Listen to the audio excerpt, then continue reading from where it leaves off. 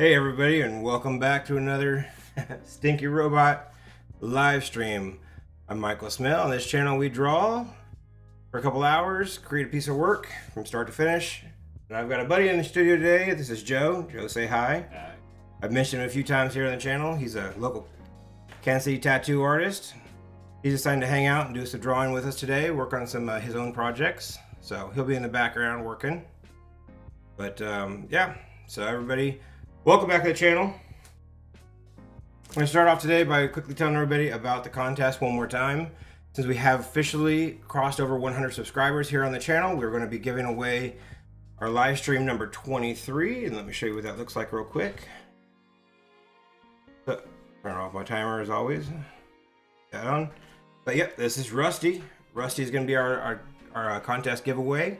You have until Sunday, April 10th to get enrolled in the contest.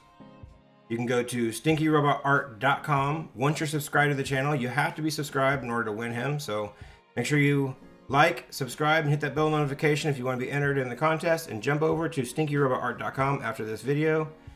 And yeah, enter the contest. It's right there on the homepage. You'll have a chance to win. We will be drawing a winner on Monday's live stream. And remember, we're starting Monday's live stream at 10:30 in the morning, and we will give away the winner on that date. So hope you guys all enter and wish you good luck. Give a quick second here, and we'll get ready to jump in and start our drawing for the day. So yeah, quick reminder as well, if you haven't been on the channel, if this is your first time or whatever, but we are changing our live stream hours next week. So tomorrow we'll be still going live at 9:30 p.m. But starting on next Monday, we're going to start going Monday through Wednesday. We'll be going live at 10:30 Central, moving it back an hour, as well as on Thursday we'll be doing it at 7:30 p.m. And Friday if we go live on Fridays, it'll be 7:30 as well. But Friday will be a wild card whether we go live or not, because life, right? So basically, we're moving all the times back 1 hour. Hey, what's up, Tank? Good to see you, bud.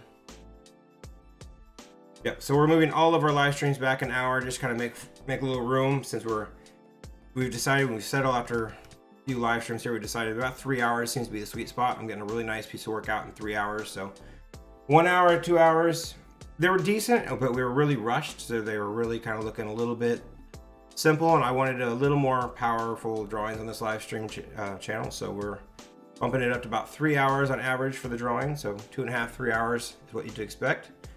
As always, I encourage everybody to grab a pencil and a piece of paper, join along, trying to start a little drawing community here on Stinky Robot. So you watch or join, up to you. And again, you don't have to draw robots. You know I will. In the name, Stinky Robot, I draw a lot of robots. So if you like robots, you're in the right place. If you like to draw, you're in the right place. If you're really bored and just have nothing else to do, you're in the right place. All right, guys, we're gonna go ahead and jump in here and start drawing. Side note as well, today I finally got these up for sale. Now, remember, this is the giveaway one, but the other ones that we've been working on are officially up for sale now on my website at stinkyrobotart.com. Just go into the original art section and you will find my live stream drawings are now for sale. And again, those are going to be blind box setups, so whenever you buy one, if you kind of won't know what you get until you open the mail and find out. A little surprise package. However, side note, if there's one you really, really like, you can always shoot me a message, shoot me an email on the website. There's links to my email on there. And you can ask me if, oh, hey, is live streams, number 25 or 26, whichever one you really want to buy, is that still available? And if it is, then I'll make sure that I send that out to you. Hey, Debbie T, how's it going? All right, so I got a few people showing up here in the chat. That's always a good way to start our day.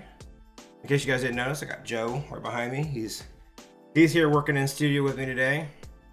He's not really taking the challenge. He's actually just thinking he's working on his own projects that he's got going on. So I don't know if he'll showcase what he's done or not, but he's always got something to work on. So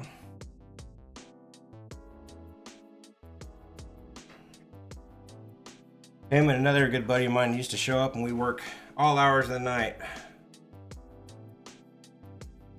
developing our work together, and kind of miss those days. Now everybody's got real jobs and not as much time to come out anymore. All right, so what are we doing today? As always, got a blank sheet of paper and a pencil. Let's just start and figure out what we're going with.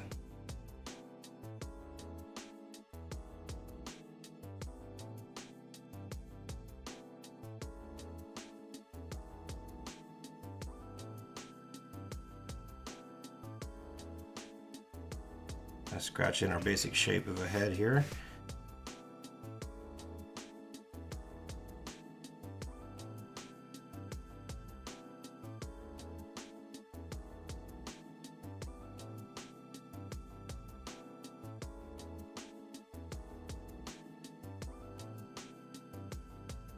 Well, ever since I did that rusty piece, the one that we're doing the giveaway for, there's not a day that's gone by that my wife has not reminded me 15 times that should have been hers. I think one of these days I'm gonna have to secretly draw up another rusty and frame that up for her. She wants a copy of Rusty at her work real bad.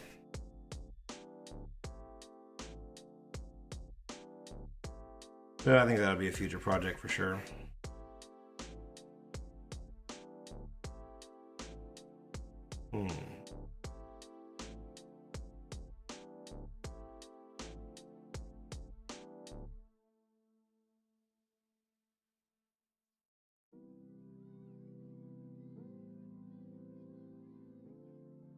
We're just kind of drawing in our framework here and what our robot's gonna look like. I'm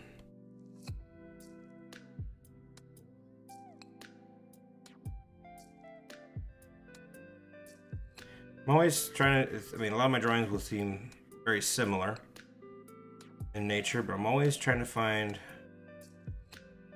that one unique element, something I've never done before in each drawing. Just kind of push the ideas and concepts a little bit further. Sometimes they'll work amazingly and they'll show up in my larger body of work, and other times they may just be like, ooh, I'm not sure why I did that. You gotta have those fails, right? Fail, fail, and fail again. How you know you're getting better. Practice, that's right, Joe. Never Joe, he's perfect. He's never drawn a crooked line. Kid's amazing. Terrible beat. Yes, it is. Curse, really.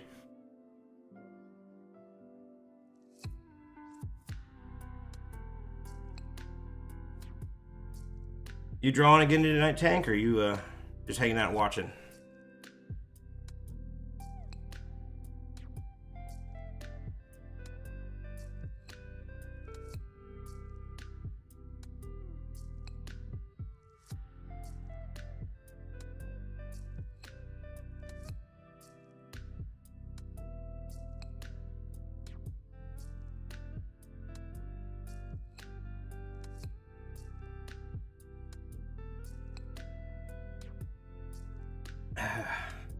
Have experimental coffee tonight.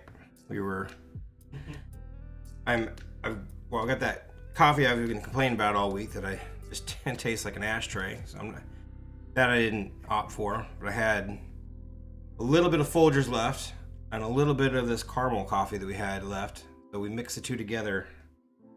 So I have a Folgers concoction, caramel Folgers. It's not bad, no. I've had worse. I've had Joe's coffee.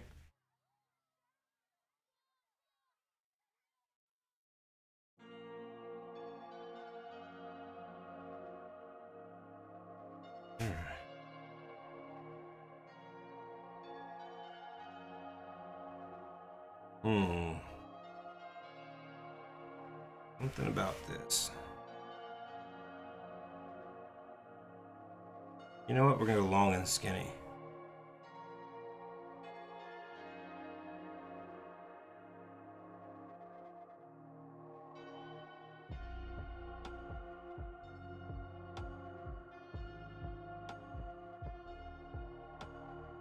Oh, I got you, Cat or Kate. I just want to call you Cat for some reason when I look at the screen. So he was tattooing you, huh? How'd that turn out?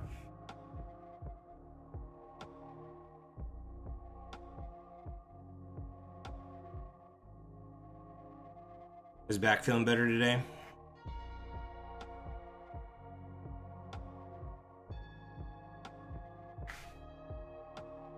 Let's see. Now I started off with a chubby face, but I think I slid it into more of a long, slender face. Still trying to figure out what I'm doing on this piece. We're gonna figure it out together.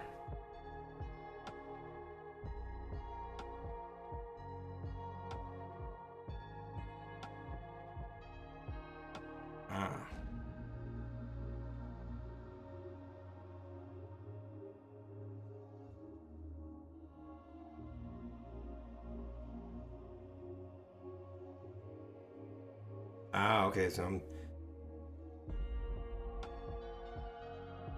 gonna start calling you Kitty Cat then.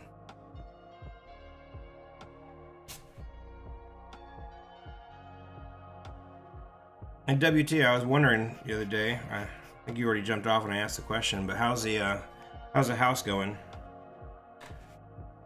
How much damage did you get from the tornado? Is it just superficial roof damage, or was it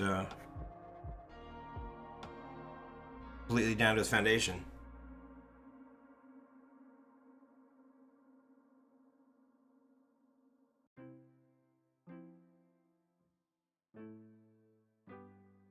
Well, he's just having all kinds of problems with the back, isn't he?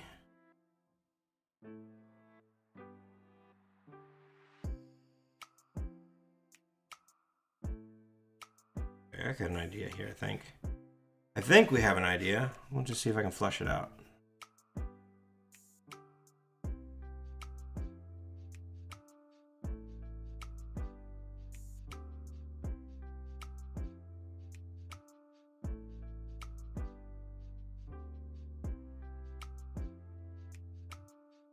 The trick, I think, to building these robots, but really I just start making random lines. I have no concept what they're going to look like or which direction I'm going to go, but by making kind of straight diagonal or straight lines, diagonal lines, curved lines, I just eventually start seeing shapes, and that kind of starts to speak to me. Kind of. In theory, that's what happens.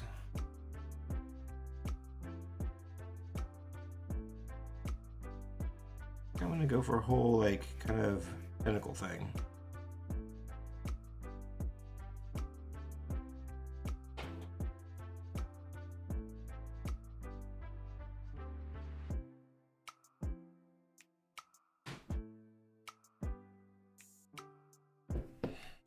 Down to the foundation. Wow. You weren't home, were you? Yeah, you definitely, by the way, need to fill the house full of Stinky robot artwork. Absolutely, you should budget for that. I'd say that's almost more important than the bathroom.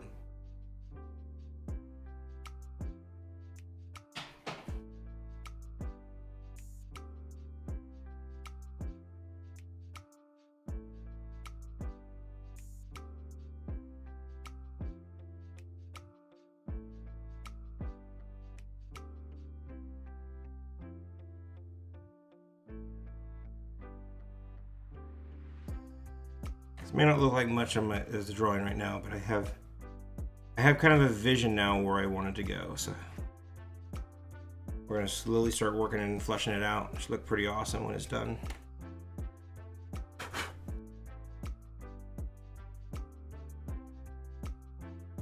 I'm hoping. What are you drawing over there, Joe? Jabberwocky.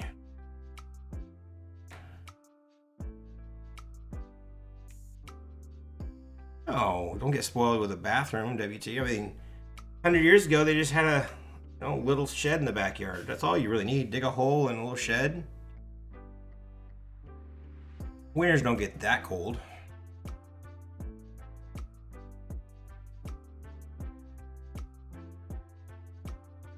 I mean, heck, every time I pay my water bill, I just think about using a bucket instead. Be cheaper. Oh, my wife won't let me. She's too dignified, apparently.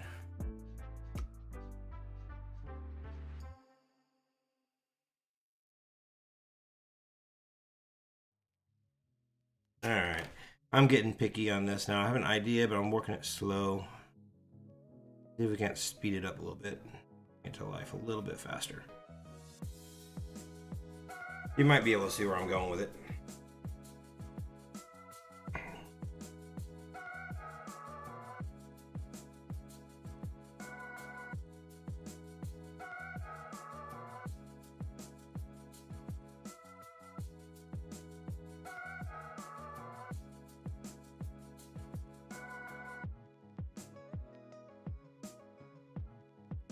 Yep, and I'm thinking Cyclops.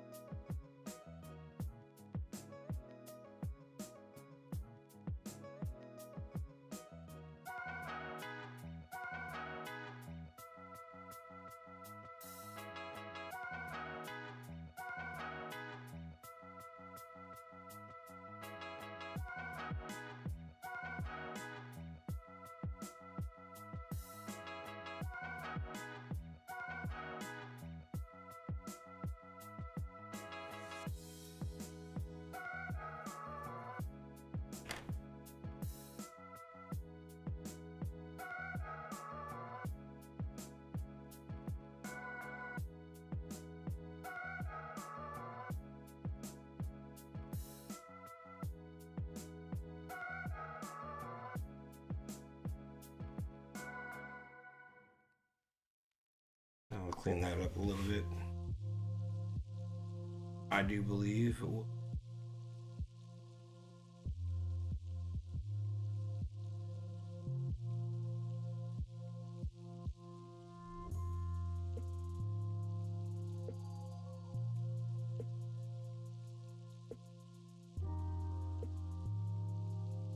Let's see, a little slow, a little slow.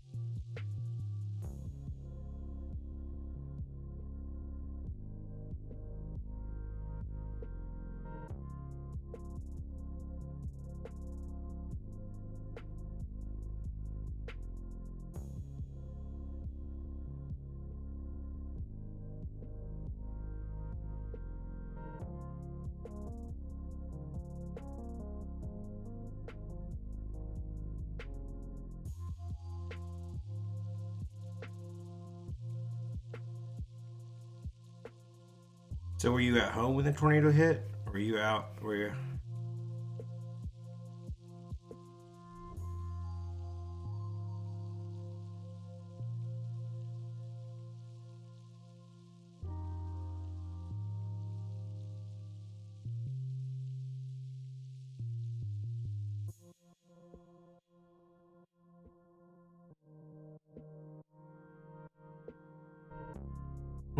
Damn, you broke your hand.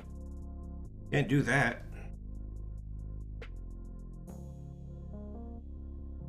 I would be in big... I'd freak out if I broke my hand. I would freak out right now. I need my hand. But you're drawing through it, huh?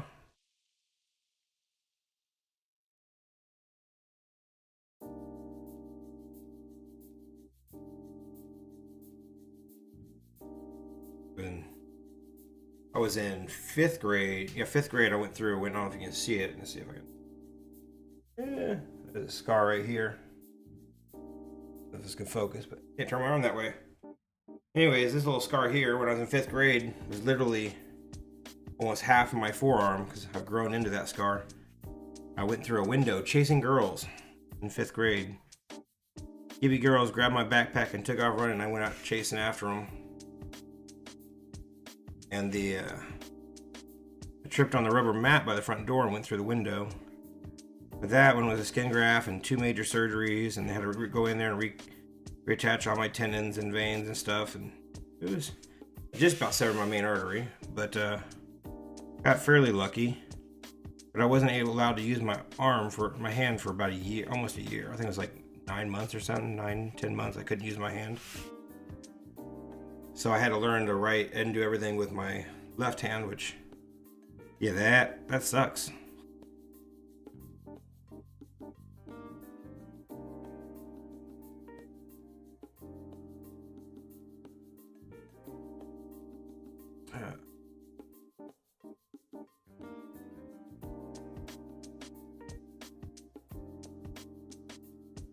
Change this a little bit so I can actually read all the comments. There we go. 2 months.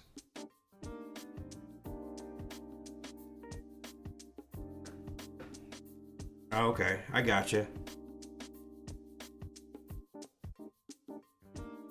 Yeah, that is pretty lucky. Should I make everything?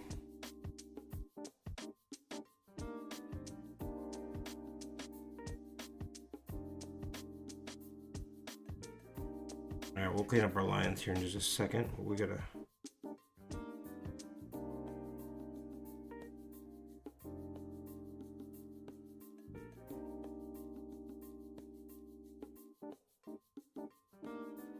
Tie everything in, figure out.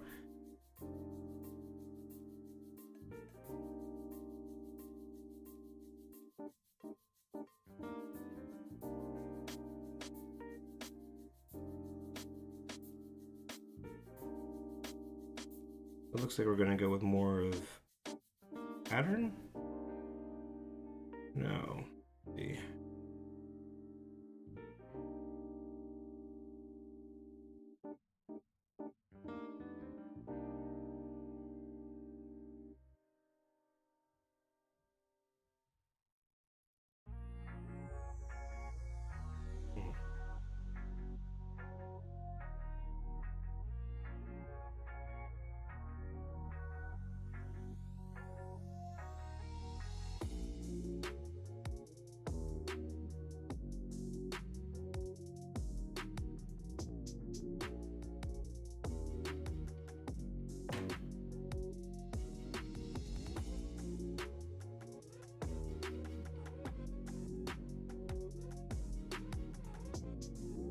See, figuring out half the fun in this is figuring out how these tentacles are all gonna intertwine with each other. Make it gotta make sense. Fun part.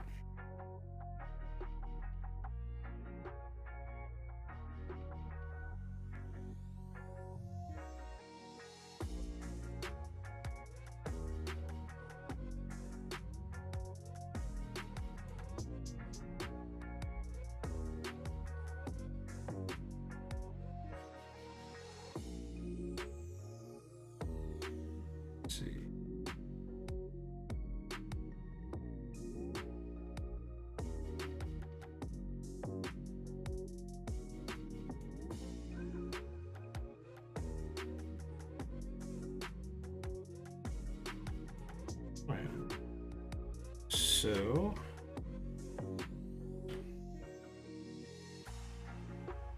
that's gonna make sense, is it?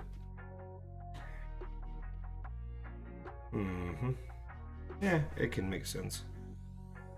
Take this one away. Have this curl same. Clean it all up.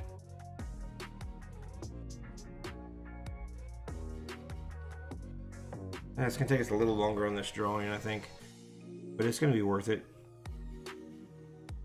Give it what it needs, and you can't fail.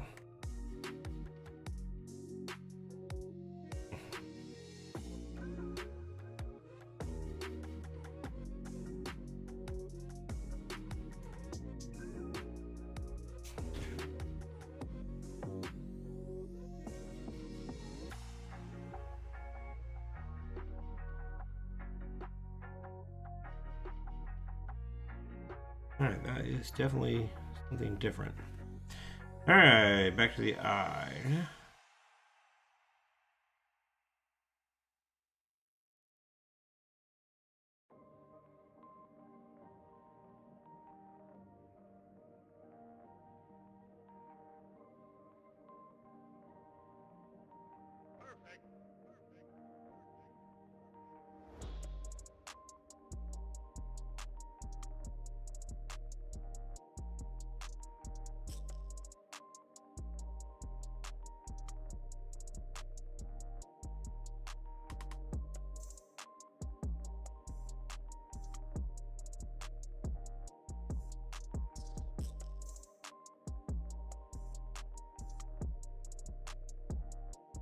I guess this is more like a monster bot. These tentacles? I don't know. Something like that.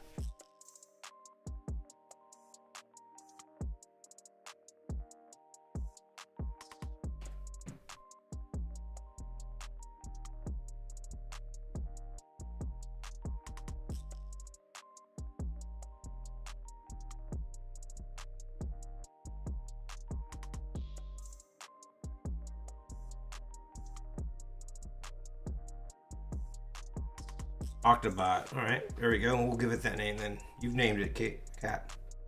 Kit Kat. Octobot. Done deal. So we'll follow that theme then.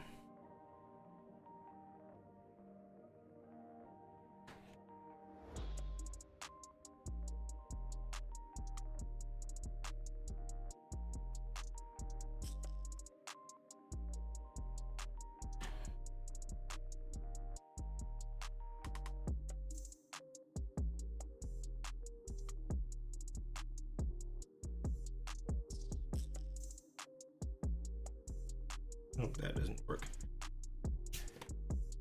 Now with that change right there. Keep those off now.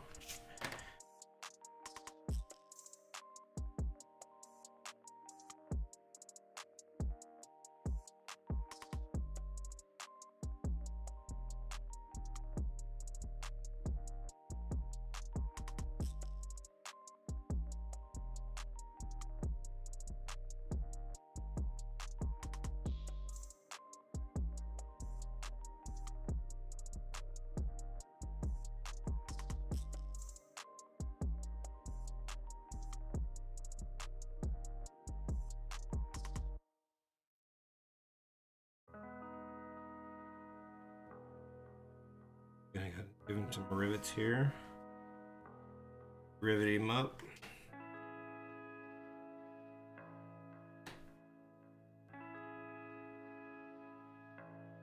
Okay. I think he's gonna have to have some kind of neck. Maybe a little more detail here.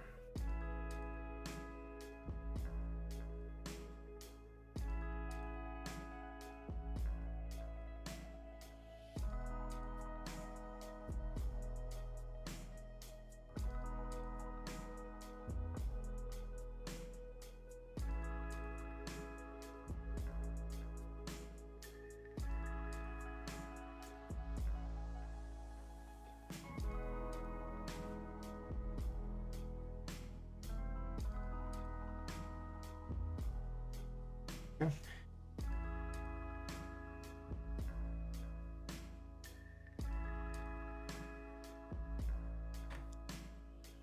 That's all fine and dandy. I think just one last. Yeah.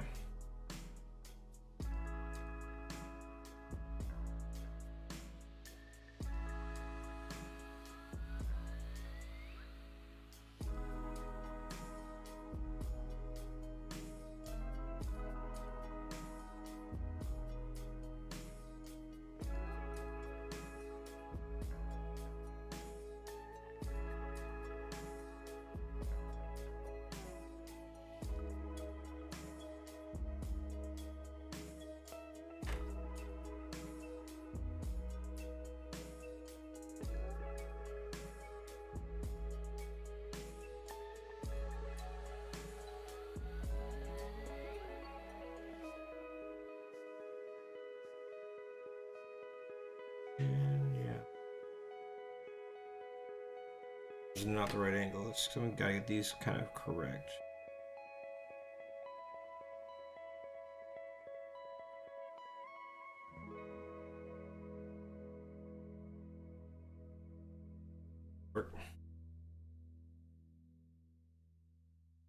Clean these up real quick, add a little detail to them, and then we can start drawing him or inking him in. Ready to get to that point.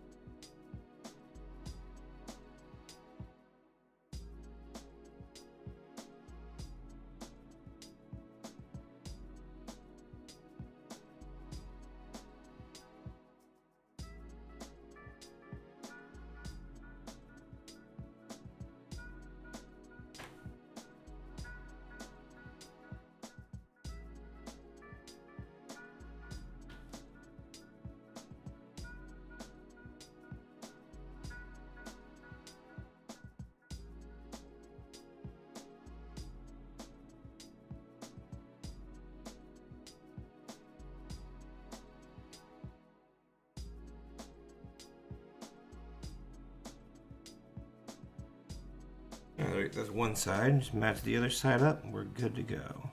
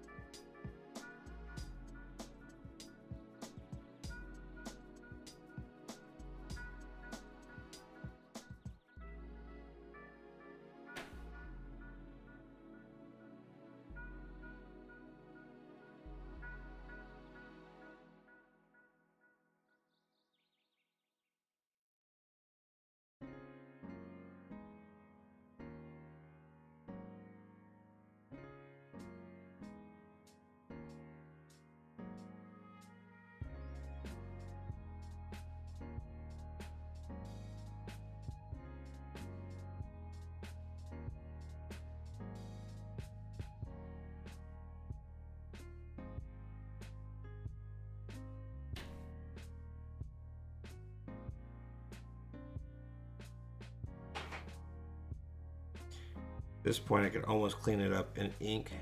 Just use a pen to do it, but I want to be a little more precise. The way I know my line work is where I want it.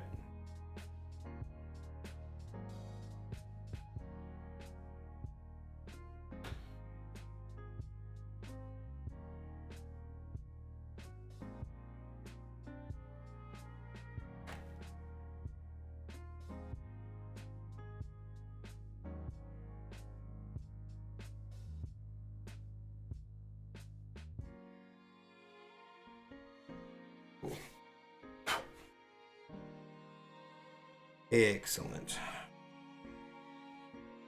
Yes.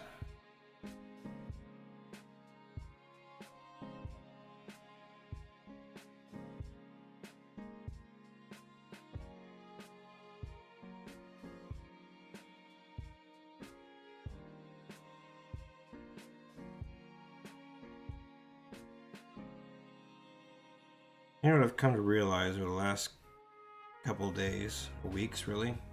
I have one major flaw in my studio. In these live streams at least. When I run out of coffee, the coffee pot is in the kitchen. That is a problem that I run into multiple times. I'm saying I need a sink up here, yeah. At least a coffee pot.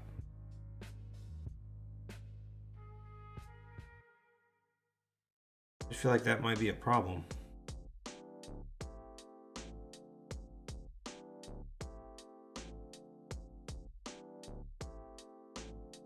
Hey, Jason. You see I got a buddy up here tonight? Wrong shoulder. Check that guy right there. Recognize him?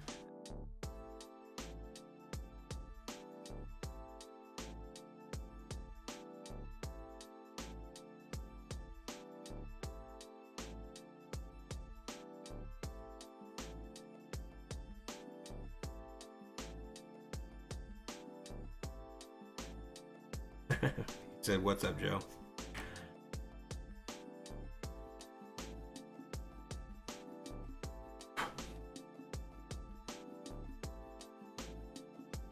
And Stacy.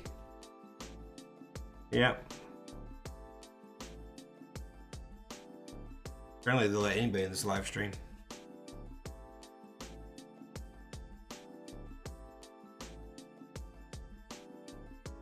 I would think.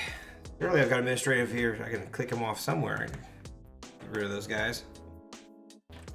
No, we're glad you're here.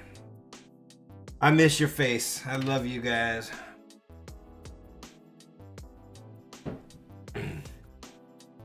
Hey, we're ready to ink. Let's start that out. Running a little slow. We're 32 minutes. That's not bad. I always shoot for 30 minutes with the initial drawing, so that's not. Just a few minutes over. I think I can forgive myself this once. It's terrible,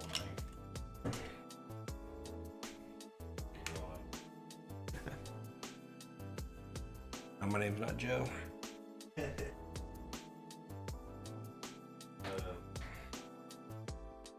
If you need my help over there, just let me know. I'll come over and tell you what you did wrong.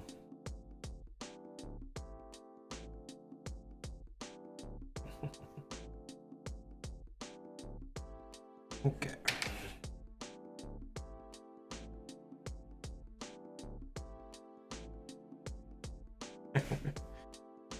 Well, luckily he doesn't have a microphone back there. He just mumbles in the background.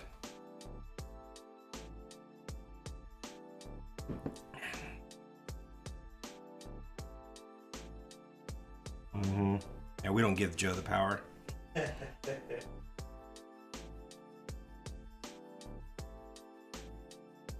That would be a bad.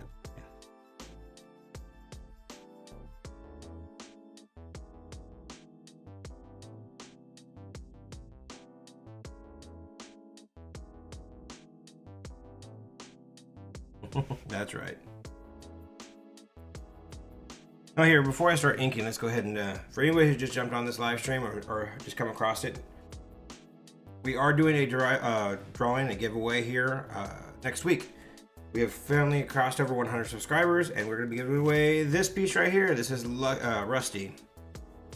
It's kind of our mascot here at Stinky Robot, and he's going to be giving away. So if you have not subscribed to the channel, now's your time to do it. Go ahead and subscribe to the channel, and then when after the video is over, jump over to the website right there, StinkyRobotArt.com, and on the homepage you'll find the entry form to enter in the contest. You have until Sunday, April 10th, to enter the contest, and we'll do the drawing right here on the live stream on Monday to announce the winner. So if you make sure you show up to Monday's live stream if you've entered into the contest, make sure to see if you won. And while you're hitting that subscribe button, hit that thumbs up as well. Or even if you've already subscribed, hit that thumbs up.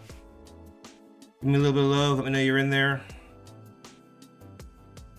Give me a little bit of help with that YouTube algorithm so we can get this video out further to other people and grow our little community here on Stinky Robot.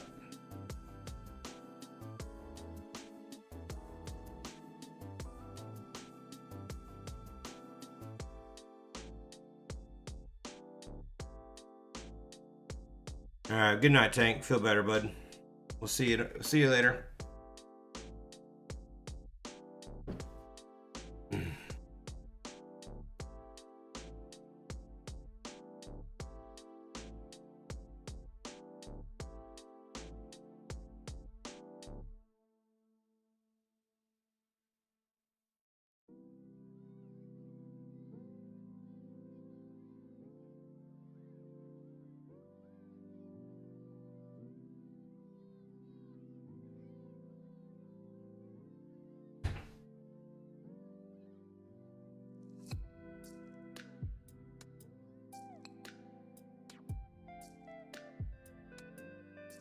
All right, go for it, bud.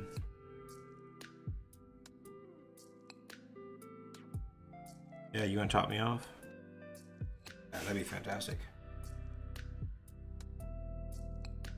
Throw about like half a spoon of sugar in there. Cool.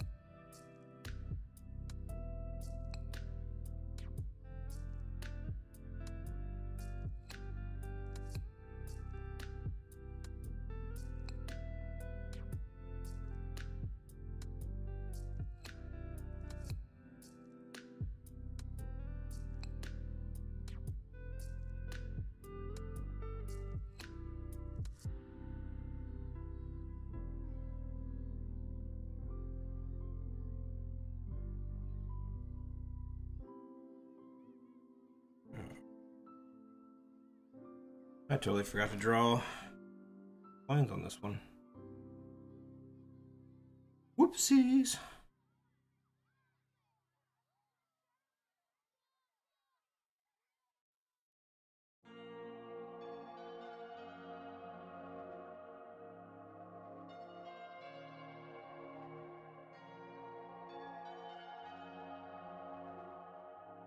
There we go. Just that easy. Done and done. I was reaching for my coffee. I forgot he'd taken it. That works out nice. I knew there was a reason to have him around. I got someone to make me coffee.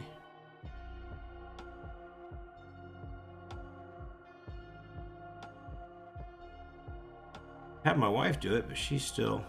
I think she's still pretty nervous about jumping in on these live streams.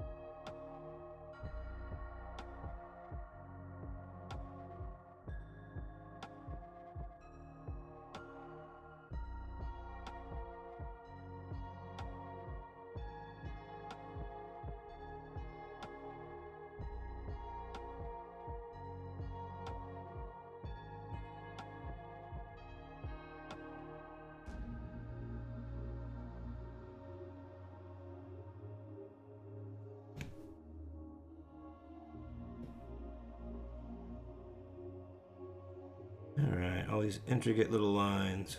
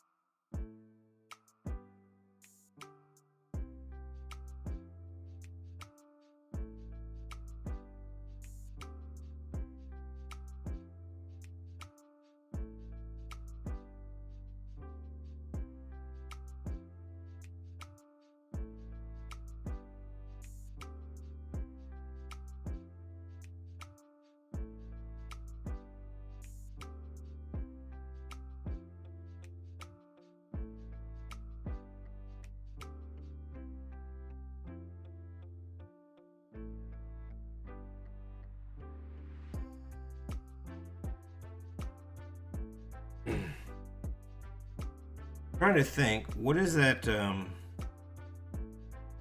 race of the species of people on Star Wars that have the tentacles that come off the back of their head? What is that race called? Does anybody know?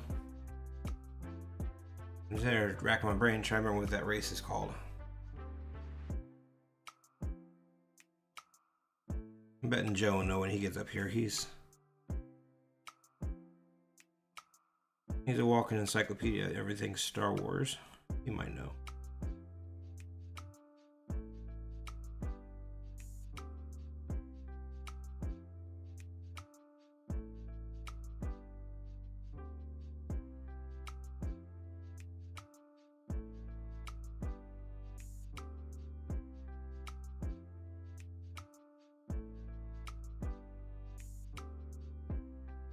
But I kind of feel like if they made androids, this would be one of theirs.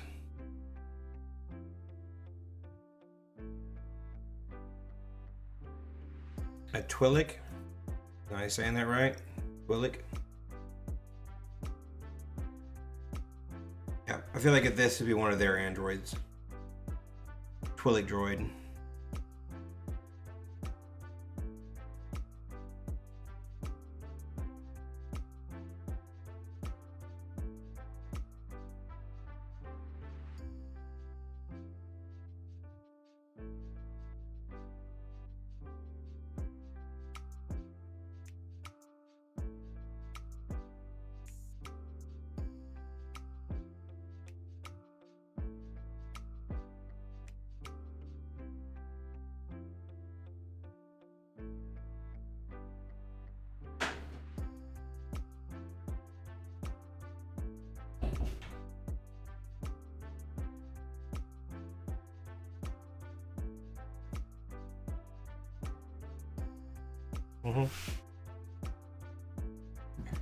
Thank you. Perfect.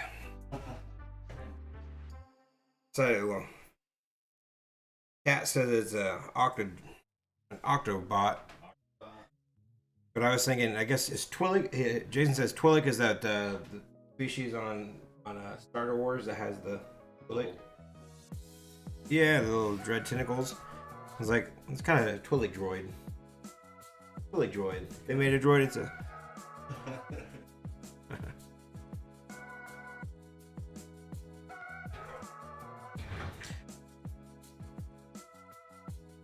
One would think I would draw more like Star Wars droids, but I really draw a lot of robots, but never really draw any Star Wars droids. Maybe I'm missing out.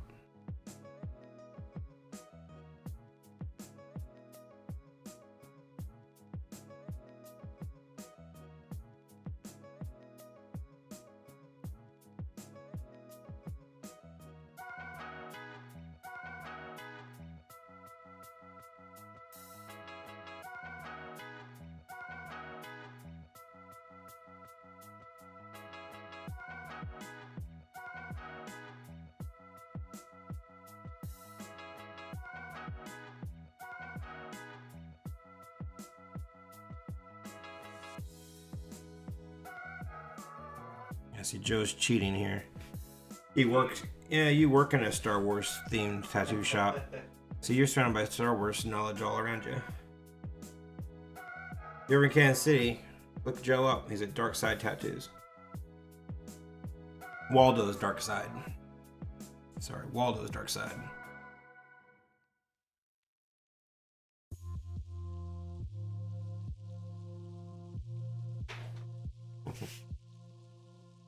Mention I sent you. He said he'll do it for free. Don't listen to me.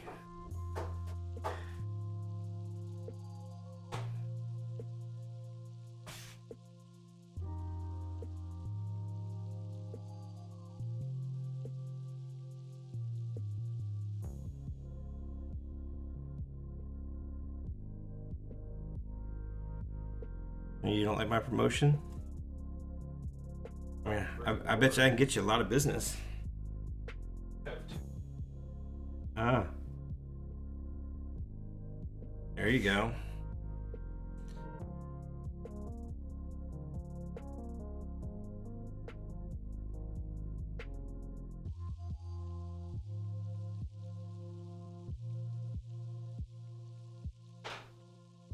trying to keep these pretty much, taking my time here, draw these lines, and try to get them nice and clean as possible. It's better at this point to take your time and do it right, do it slow. But later, you're not trying to fix all your mistakes. You can fix it in post. A lot of the corrections, if you make a little mistake, it's not the end of the world. Inks can be fairly forgiving. There's ways to fix every little mistake you make.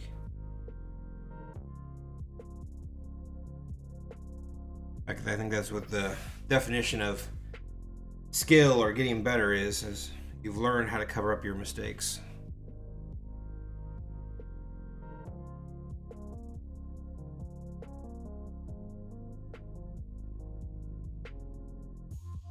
Yeah.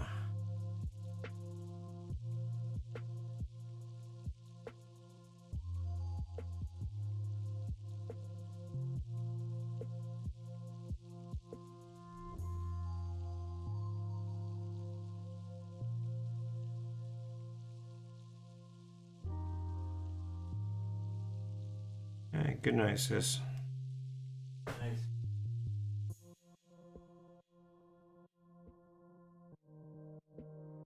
I think that that's one of the big reasons that we're changing the time of the live streams, because as of right now, a lot of my followers or subscribers at this point are located around or in the Midwest area.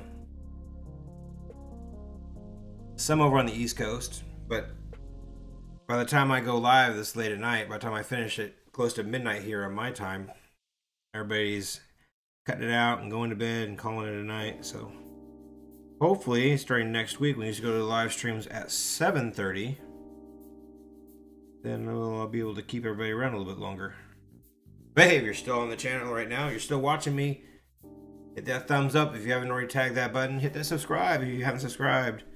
That bell notification if you have not been informed about when I'll be going live. And if you've done all that, then head over to the website after the video, or open another window and make sure you register to vote to win the free live stream art if you haven't already done so. And if you've completed all of that at this point, you're freaking awesome. There's a reason I keep you around. You guys are great. You really are.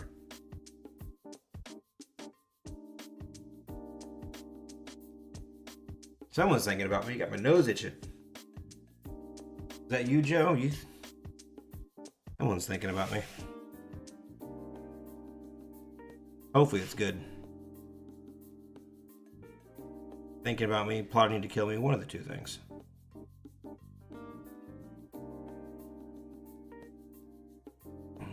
Okay.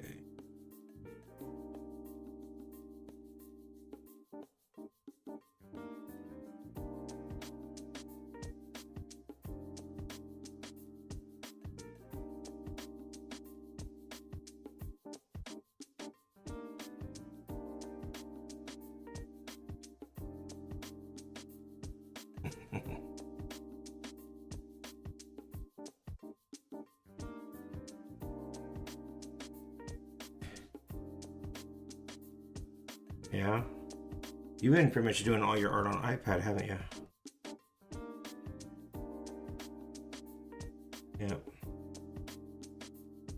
Well, it makes sense when you got all those clients coming in. You got to whip together something pretty quick, but I love drawing on the iPad.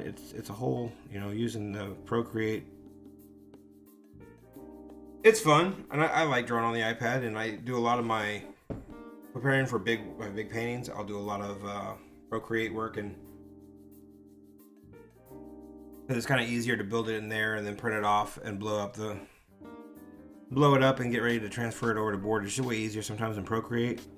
When I'm working on paper, a lot of times I end up building up multiple layers, and so it's not just one drawing. I'll do a sketch, and I'll take the light table over there and do a layer upon layer upon layer of transparency paper, building up an entire painting, and then at the end, I'll then crush it down on the light table, trace over the entire project, and get an outline drawing. Where Procreate is just working on the iPad changes it, because I can work in layers right there on the iPad, and I don't have to worry about the transparency in the light table, and really change the game. But like Joe said, Nothing beats pencil and paper. Being able to just pick up some work and start drawing. Yeah. If you've been working on the iPad a lot lately, it's time to put it away and grab some paper and pencil and draw with me.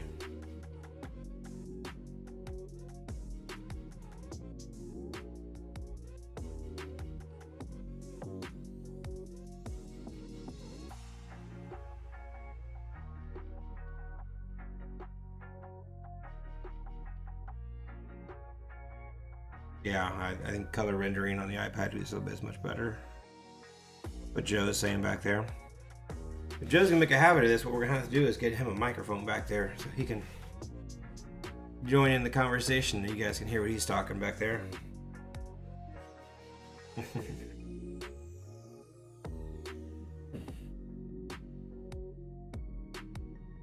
Alright, I'm looking it over. I see if I missed any lines, but I think that's it. I think we have our Octobot ready to work.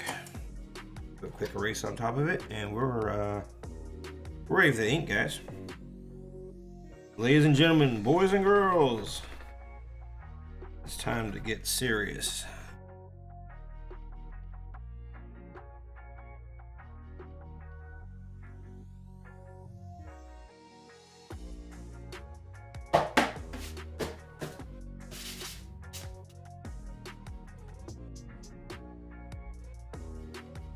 You drawing with me tonight, Jason? Or is Stacy leaving you with the baby?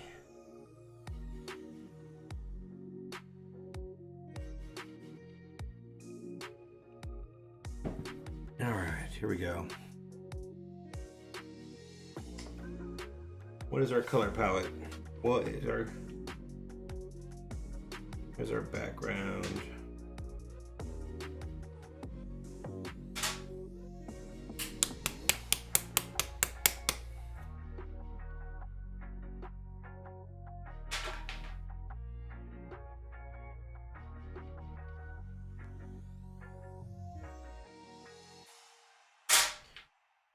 Gonna make up my mind real fast. I think we do a colorful one this time. Maybe go do purple. Like we'll just leave it primarily purple, I think. What you think?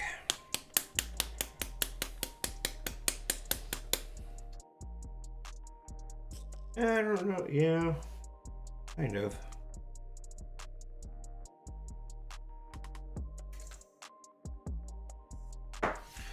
Start out with this and see where we go over here.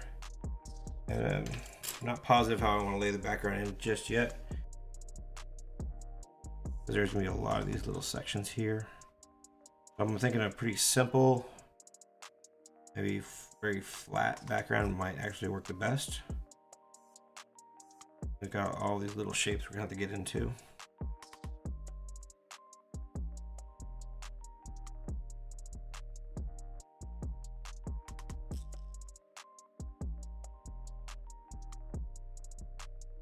That's the wrong brush. I gotta bring out the fatty. Bring out the fatty. It's got a lot softer bristles, so it holds more water. When you're doing the washes and you want to let the ink really flow, then you want these really soft, like, I'm sure this is a synthetic hair. You want a nice soft bristle. Now when I go in to use these big shapes, I may use a tougher bristle, just because it will want to flow also off. Ink will want to flow more too. And we're going to be a little tighter with it, but just for the water wash. Just for the water wash, we'll use the soft hair. All right, and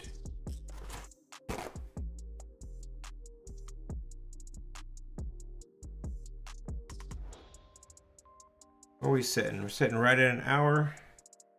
Not too bad.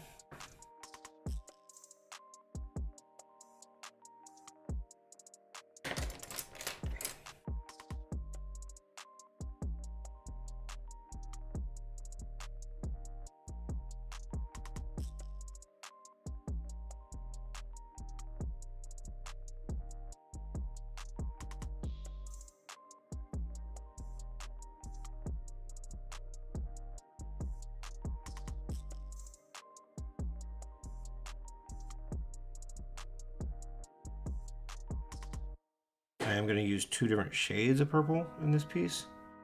I'm using the lighter glitter purple, which you guys love that glitter purple, I'm sure. We're going to use it first, kind of block everything in. Then we're going to go in with a darker purple and add a little bit of contrast. Well, not contrast, I'm going to have it kind of basically feather outwards. First things first is fill all these little shapes in. We get them all filled in nice and neat.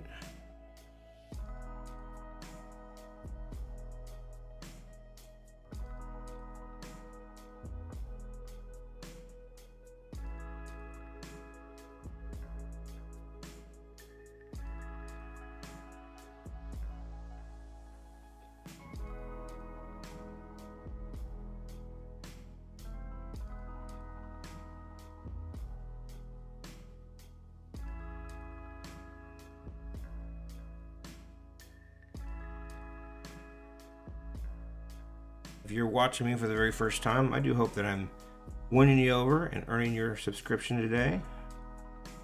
As we are a young live stream channel, just been up a few weeks now. We're trying to make a good go of it. Sure would be helpful if it earned as many subscribers as possible. So if you like the work I'm doing here, if you want to see more of the content I'm going to be creating, definitely want to hit that subscription button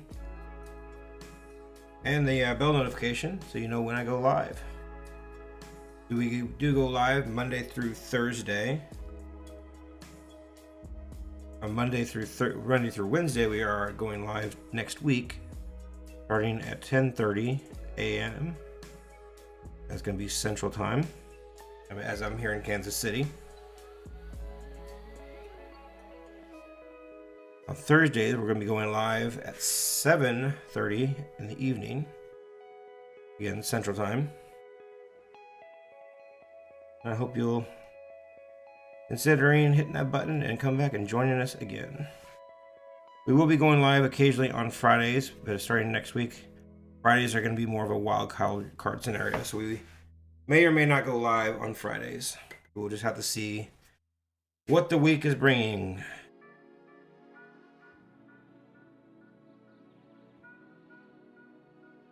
We will also be bringing other things to the channel as well. It won't just be live streams.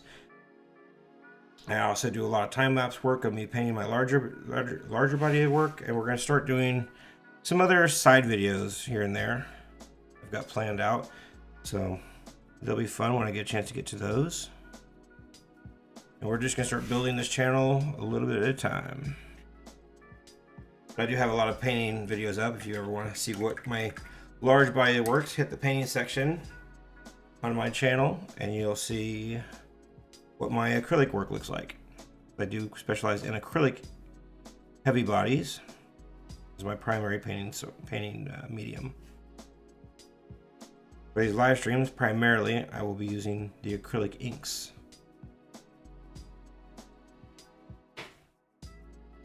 Smudge over here that I'm not liking.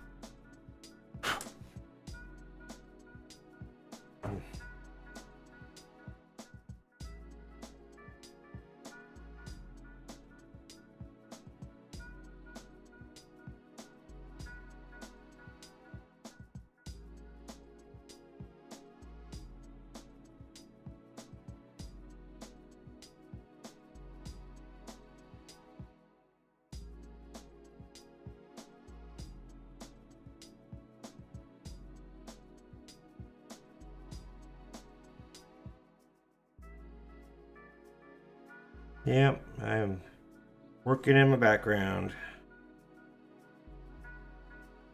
I'll make it a fairly simple background.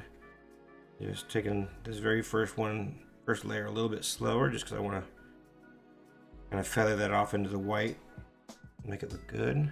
I'll come over with a little darker purple and feather it out from the middle, and it should look pretty damn decent when it's all done. Yeah. Keeping it real simple on this one.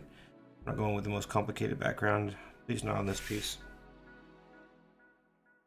Yeah.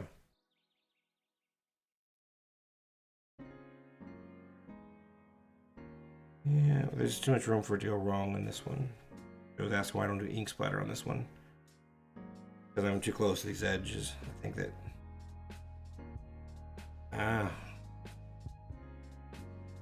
Yep, we're gonna have to get you mic'd up next time.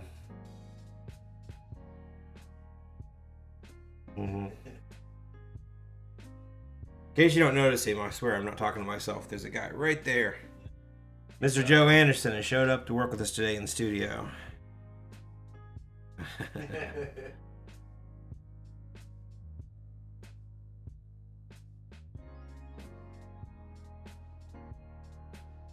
Oh, I've done lost it years ago.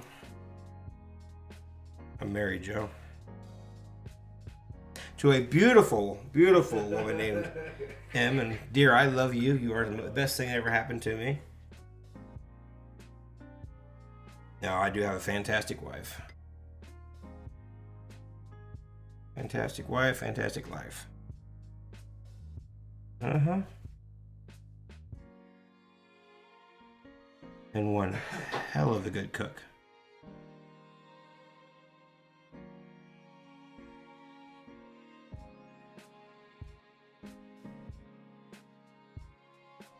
I could probably blame her for at least 10 pounds.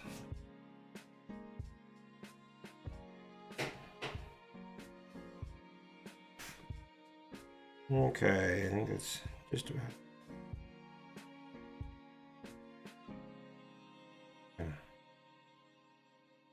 Maybe different. Gonna add these little nodules coming off of it a little bit. All right, there we go. That's that first color purple. Add in the second color purple, and we can move on. Coloring him in.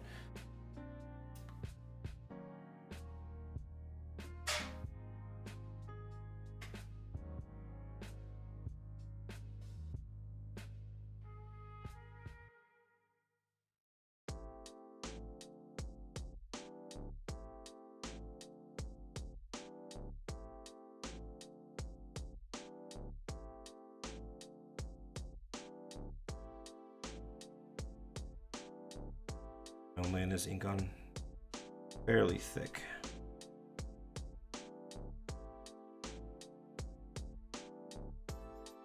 Just in here in the middle.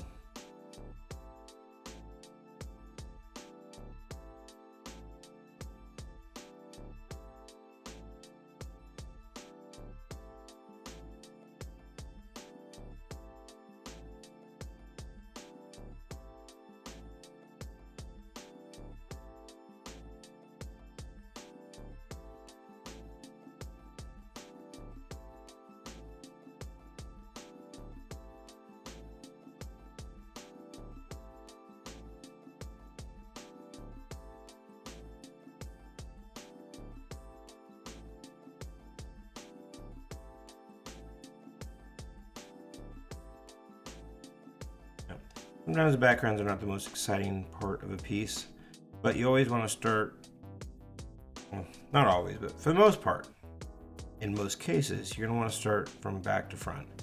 You're not, the tendency really for a lot of people is to start right there on the face, the focal point,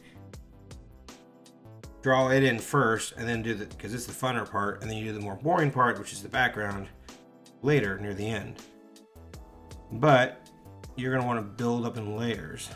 So since we're building, and see if I actually color out of line, I make a mistake and I touch it somewhere I don't mean to, easier to come back and fix that when I'm working on the top layers later than to make the mistake when I'm over top a finished layer.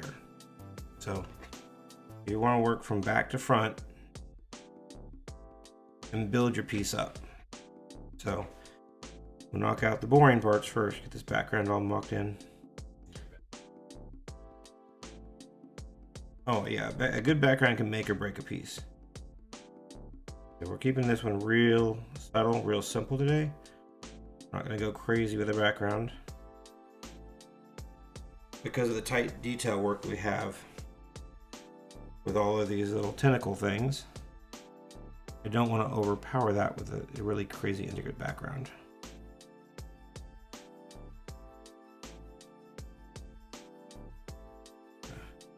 Keep it darkest closest to the figure, so the figure will pop more. And feather it right on up to the background. Just one feather. Kind of like so.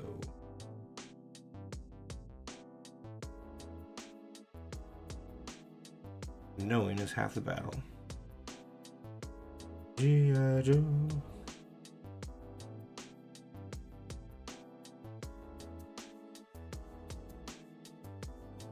Maybe that's what I need. I need a little jingle and a life lesson on this channel, right?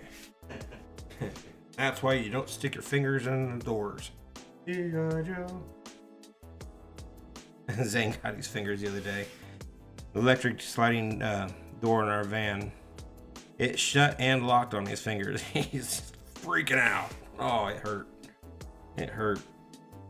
Didn't break anything. He got him out just clean. Oh, he was unhappy. Made it even worse that his sister was the one that did it to him. Did you know that when one sibling hurts another sibling, all hell breaks loose? Oh, he was mad at her. You knew my finger was there. You shut it on purpose. Blah, blah, blah. Yeah. Fun to have siblings. Sometimes.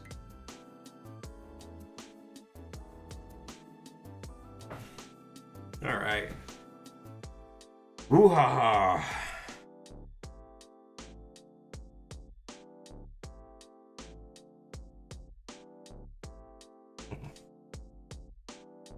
What do you think of the purple background, Jason? Yay or nay?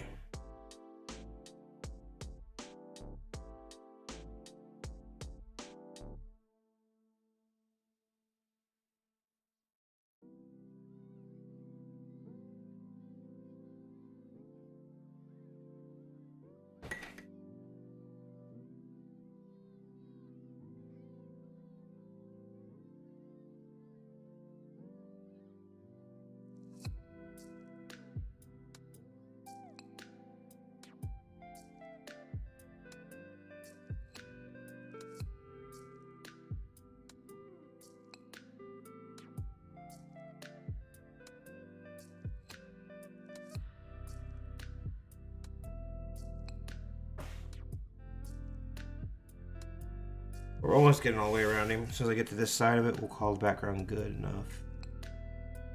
We will move on. I'm forward to it.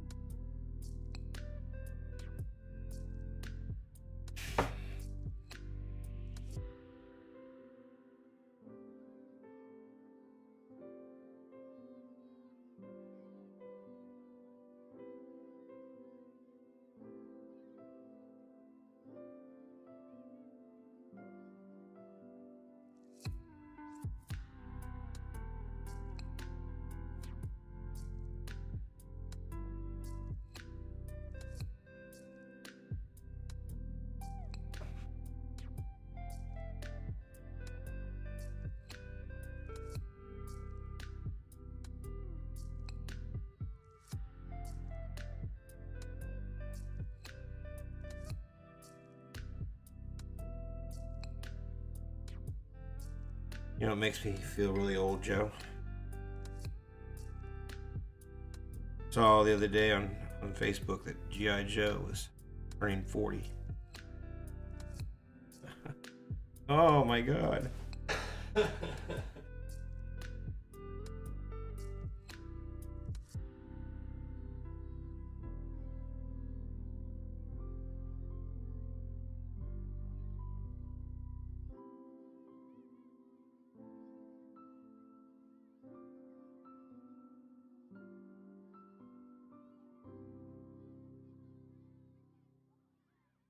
I don't feel old. I look in the mirror and I get a whole other perspective. I may not feel old, but boy, I sure starting to look old. My hair is turning white. I'm not sure how that happened. Look at that.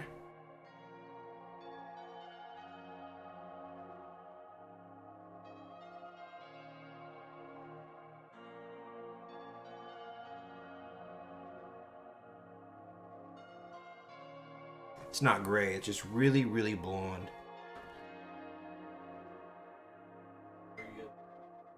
Really, really blonde hair.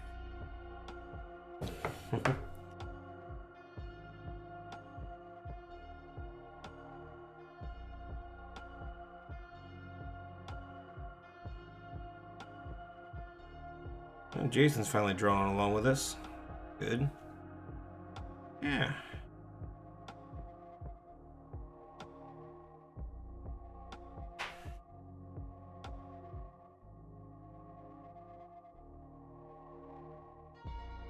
Just a little, just right in here, just kind of way down this piece down here. I don't have to, but I'm going to just to add a little bit of extra weight near the bottom.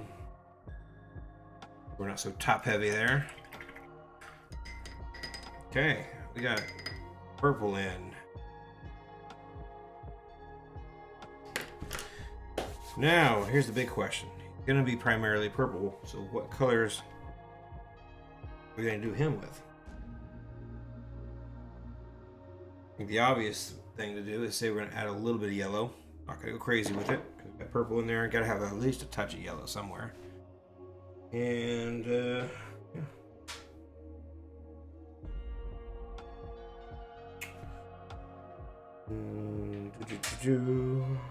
I don't think so.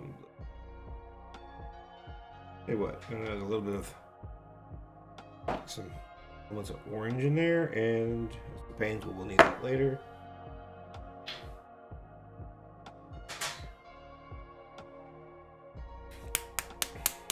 And that indigo that we like so much. That's a good place to start. I'm gonna come in here with indigo, a little bit of possibly purple, and these shadow details. Switch our brush out. This one with a slightly smaller brush.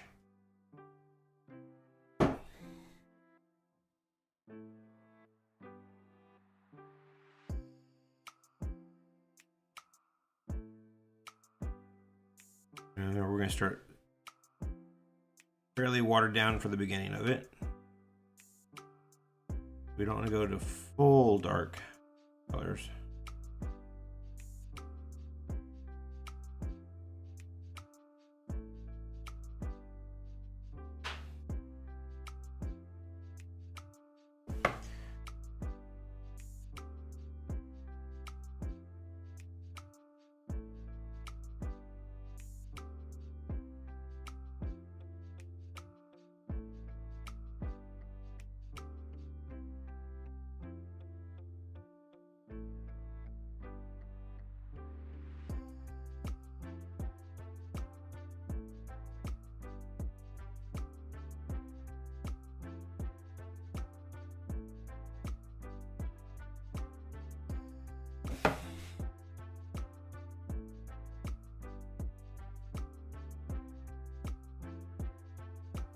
Yeah, we're going to mark in our shadow details first.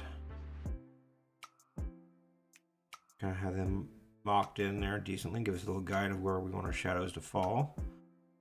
And then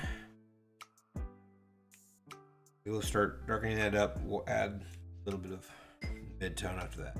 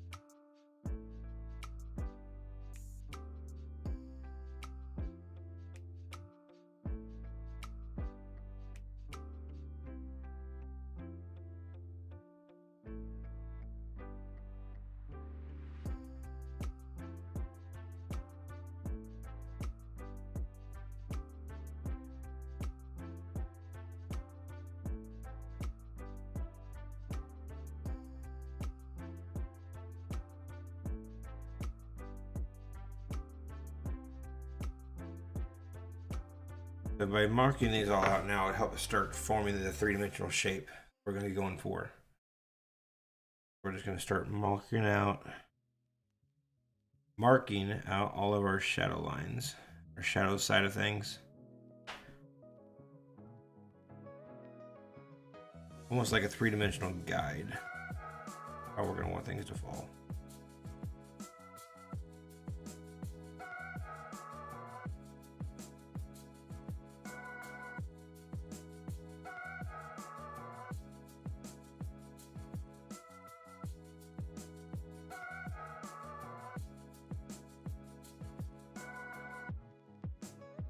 Some of these areas are going to be just real light.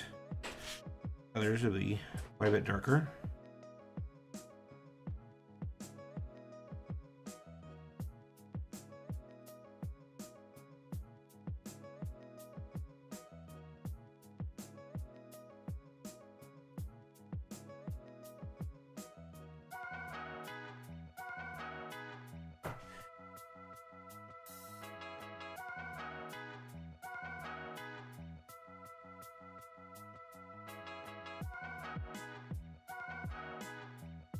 And we want to avoid getting too dark in this phase. Just kind of a marking grids for us.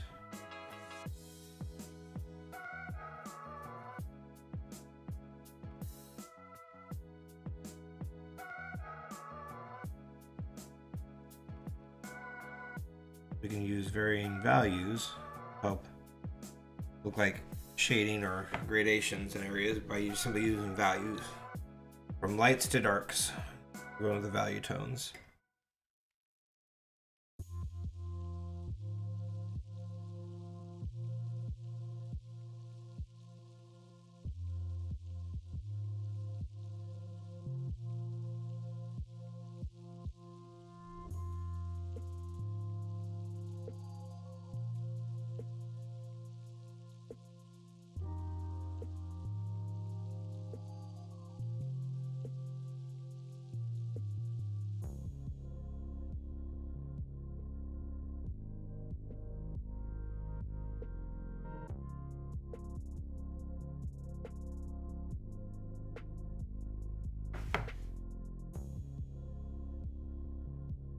Question is, do I want these pipes, these little tentacle things, do we want to keep them metal in tone or do we want to change the color on those? We may change color. To be determined.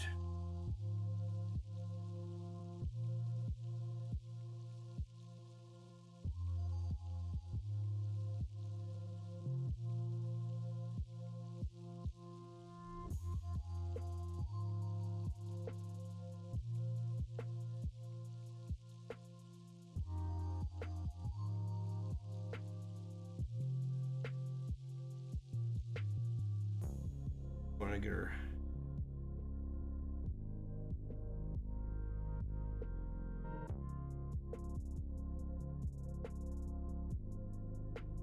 Trying to decide now where we want certain shadows to fall.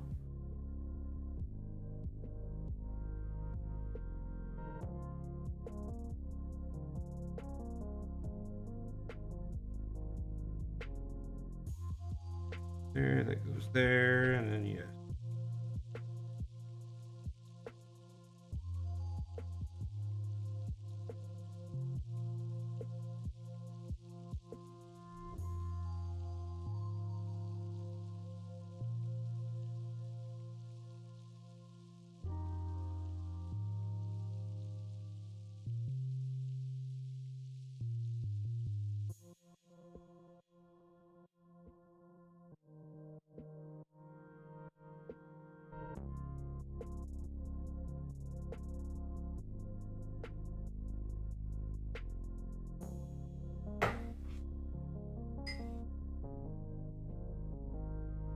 And once we have all these shadows marked in where we want them, the guide where we're going, we can start pushing our values, adding our fun colors and deciding what we want him to look like in the overall picture of things. Get there real soon.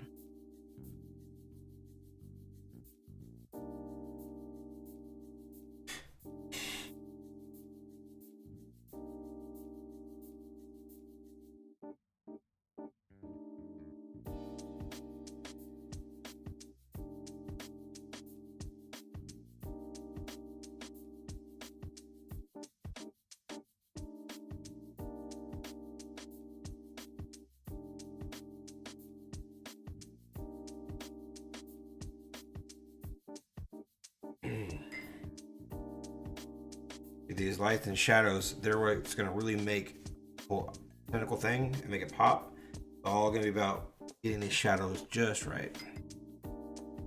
If we can nail these shadows, and we're going to have a real good look, real nice looking piece here. Mess these shadows up, there's going to be something wrong, and we're not going to know what it, something's going to seem off if we can't get the shadows right.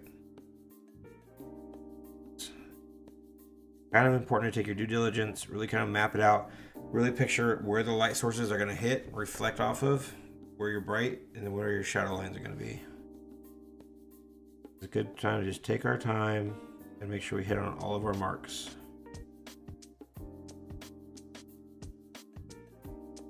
It's kind of a make it or break it on this portion of it.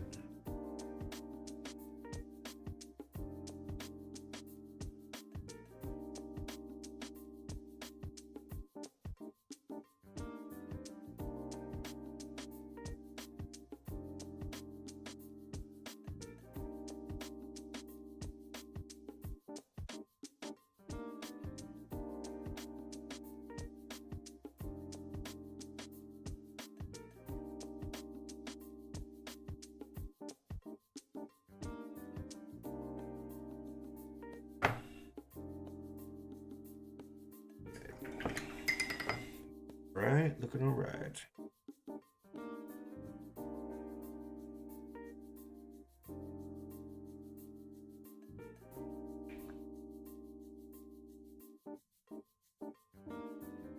It's too dark, just dip a little water on your brush and then tap a little bit of water over it. That'll lighten it right on up.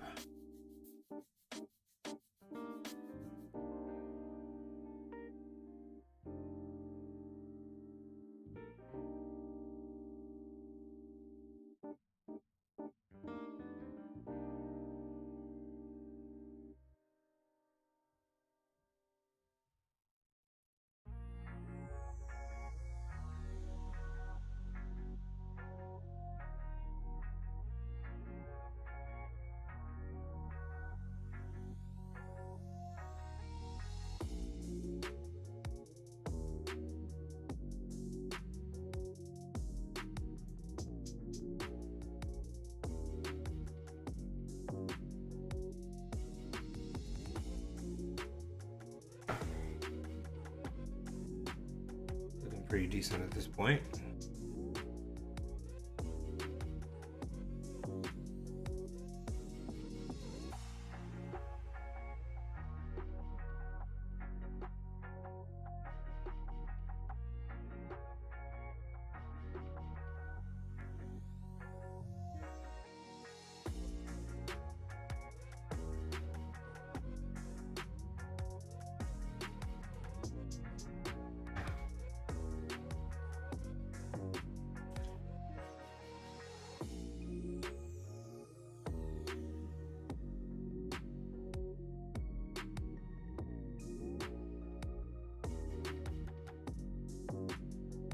Joe, have you ever used the acrylic inks? Or did you bought them with me, didn't you?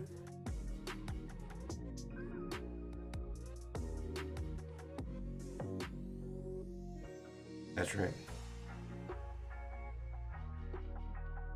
But you can use them like paint. I mean, you can get thick with it.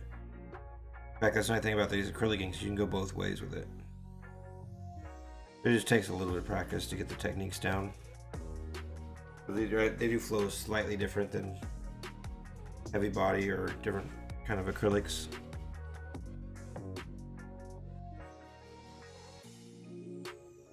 Oh, that's right. You were trying to do that. How'd that work out for you? Sorry, he's talking about how he used acrylic inks with a nib pen. He was doing his acrylic ink work. He tried it out, but I don't think he was in love with acrylic inks. One of these days I'll talk him into giving it another go. Either that or just give me all your ink. I could use more supplies. Is it here? Yeah, you're using it. Really? Yeah. Really? Remember The only double I have in there is white. Yeah, Joe was telling me that the inks I'm using are actually some of them were his. I kind of forgot about that. We both bought the inks together and tried it out, tried something new, and experimented with them a while back. And apparently I just stole his. Which I'm not complaining about. It's worked out great for me. I've got a little extra supplies.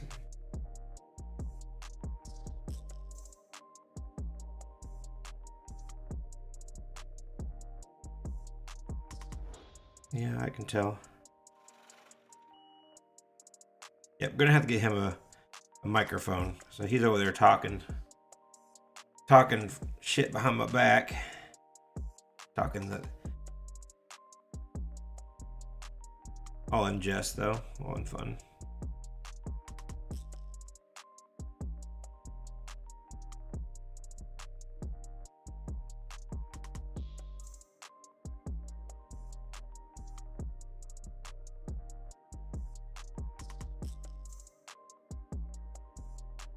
Right, that looks pretty darn cool. As of right now, it's just all, now you can kind of see where the shadow's gonna go. So we're gonna make one more pass, darken up some of the areas of the darker indigo, just do a straight indigo right over top. And a few select areas to really accentuate some of these shadow lines in certain spots. Then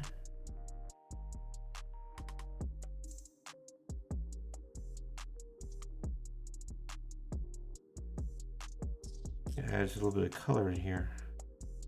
I know what everybody's been waiting to see. See the part where this thing starts to come to life. We are getting close. Yeah, this is, yeah.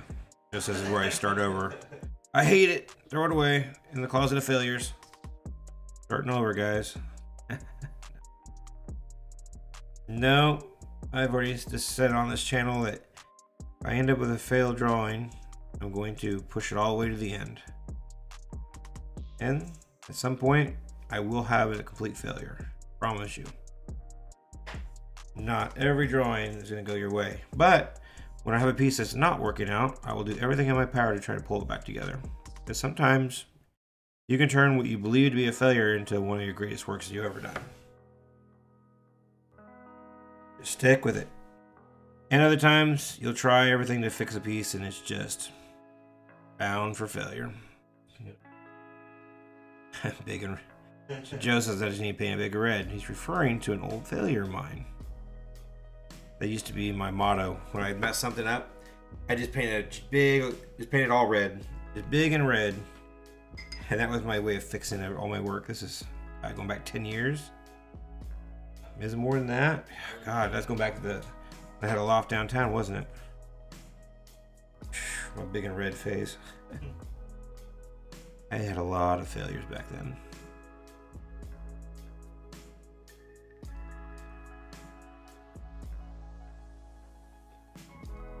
So now I'm just doubling my tones, so there's actually now two different color tones. There's the light blue and the dark blue. And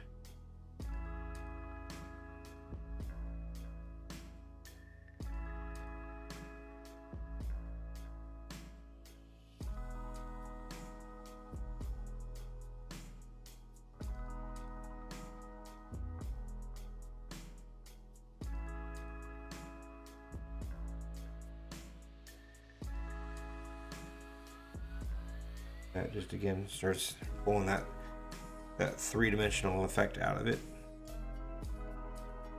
just by doubling my tones.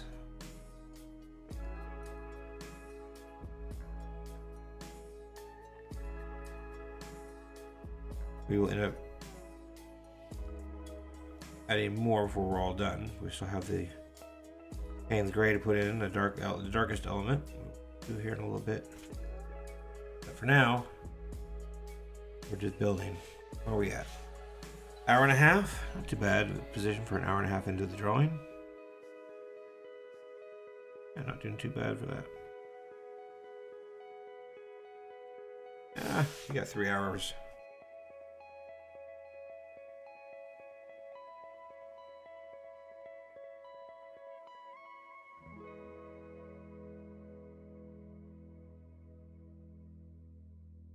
Eh.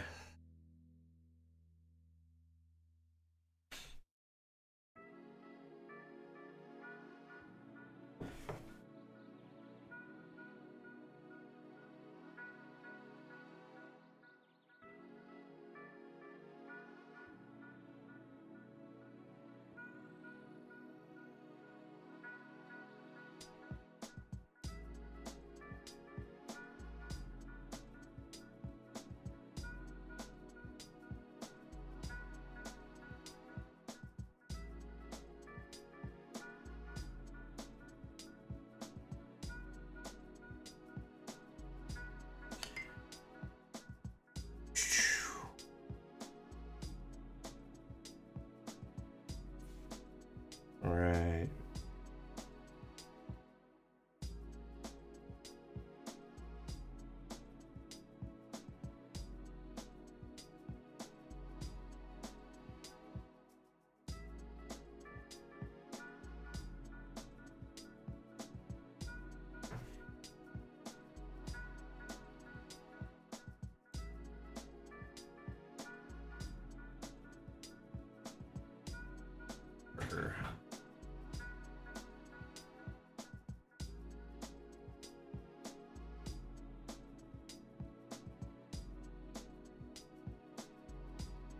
Hard part is figuring out what colors I'm going to do. Bring this piece together.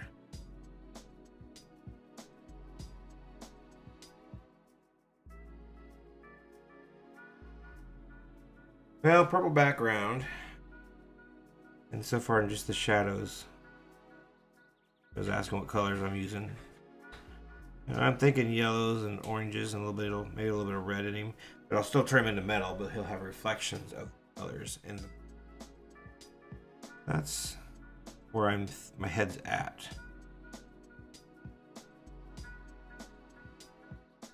Possibly orange, possibly red, probably green.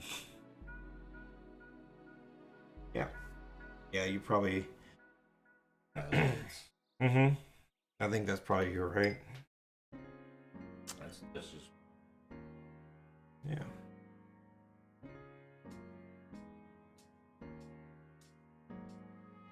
And I am out of indigo. I put a little more out of my palette here.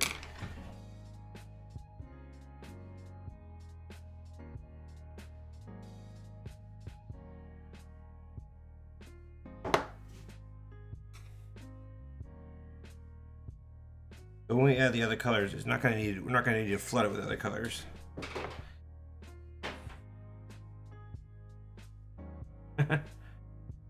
We'll add just a little bit of color here and there, and then, but subtlety is king, and it'll look like we have a ton of color by just adding a little bit of color if we get all things prepped right. Like all the shadows and all this stuff. In beforehand, we should actually not need to add a whole lot of color to make a big impact. Well, what happened, Jason? I thought you were drawing. Now you got a baby? Let Porter go to bed. It's bedtime, Porter. Uncle Mike says get to bed.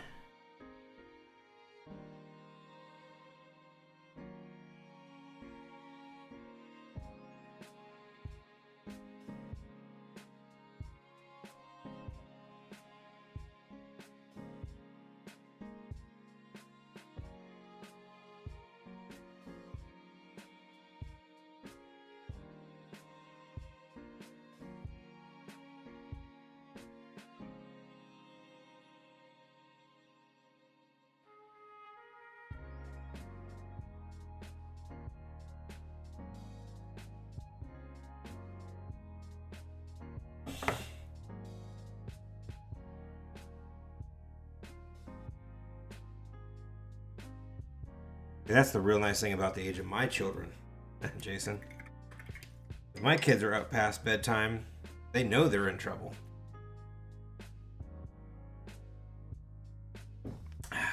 Porter still got you wrapped around his finger.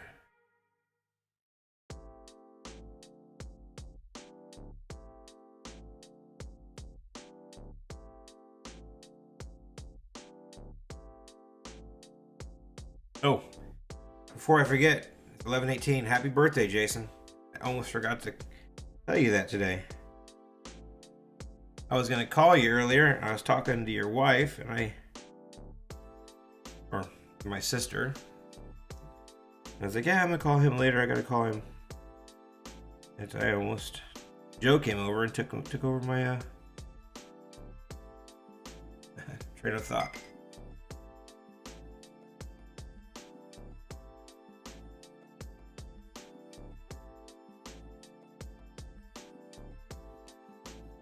I told Stacy that my present to you would just be a whole weekend in Kansas City. You come up here for the whole weekend, we'll just throw disc golf every day. That's my present to you. She said no. She said she wouldn't allow it.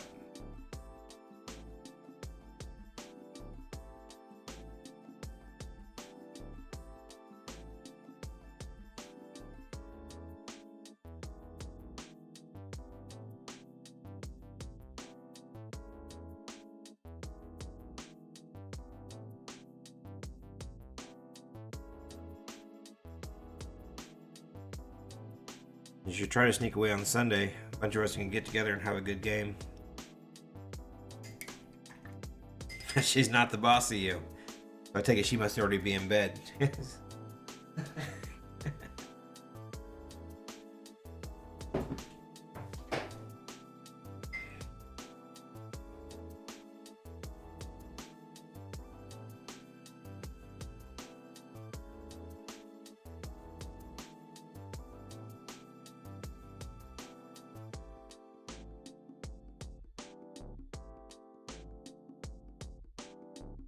We need to add some rivets down below that we did not do in the sketch form. If I can find the right pen. Rivets right here.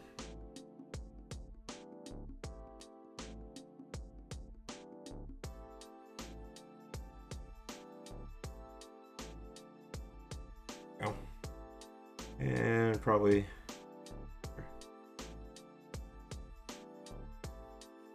there, that looks a little more uniform now. I'm going to add a little shadow line behind each one of these rivets, and then I will switch the color and start having a little bit of fun.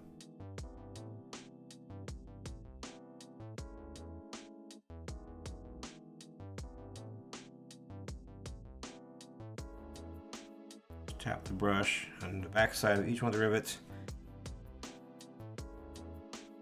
opposite where you think the sun is coming, or the light source, I should say.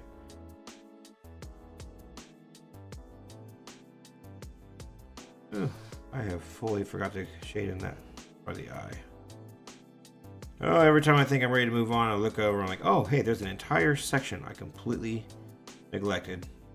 And I did my brush back in the same color, and I keep going. Like, hey, I'm ready. No, I'm not. And I can move on. Nope, nope, nope. Not to say I couldn't come back and do it a little bit later, but I have the ink out right now, and it will dry up at some point. So let's just go ahead and we're here. Let's just get it done.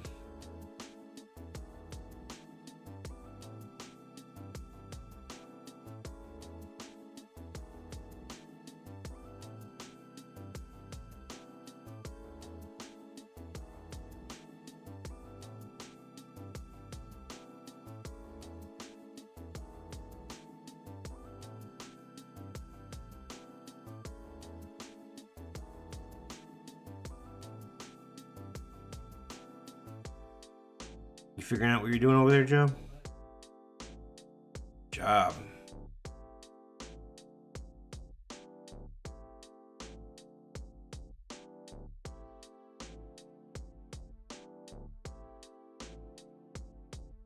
Yeah, but that's a friend's kid's birthday party there, Jason. You don't have to go.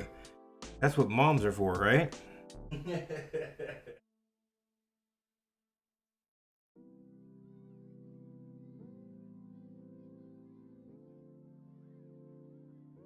I mean, dads are just for mowing lawn and disappointment, so get the yard mowed and come on up.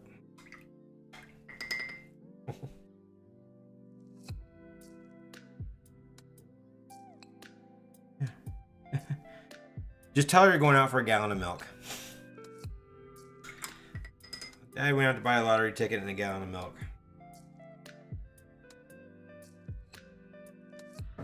Alright, now we got the eye done. Now we're looking pretty darn good.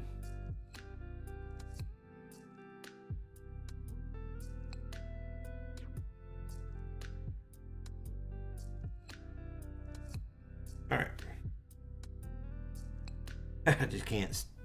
I can't change colors. I really want to change colors.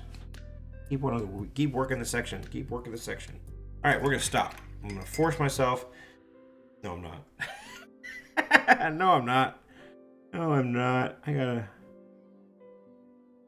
am full of fibs. Each one of these little elements here needs a little. Need to get that outlined. Okay. I swear we will change colors in just a minute.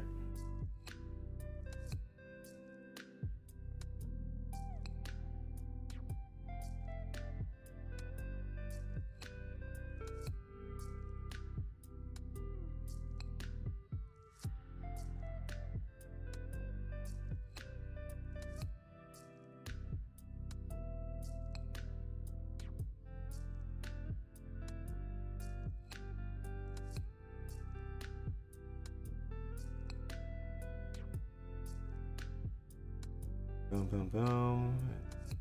Boom.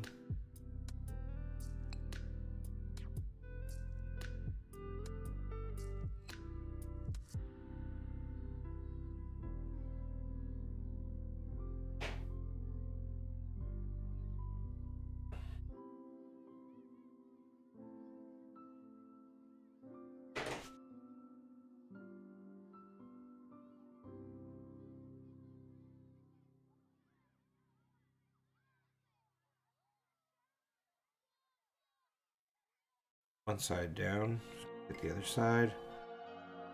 Then I can change colors.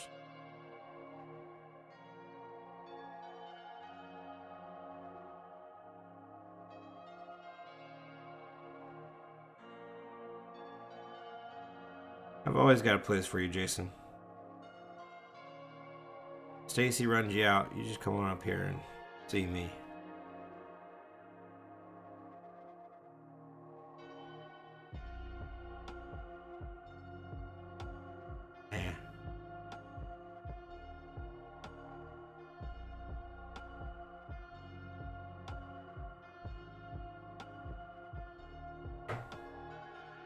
Alright. I'm not going to do anything else. We're moving on. I'm putting down the brush. I'm picking up a color. We're moving on. Okay. Now we're going to add a little yellow.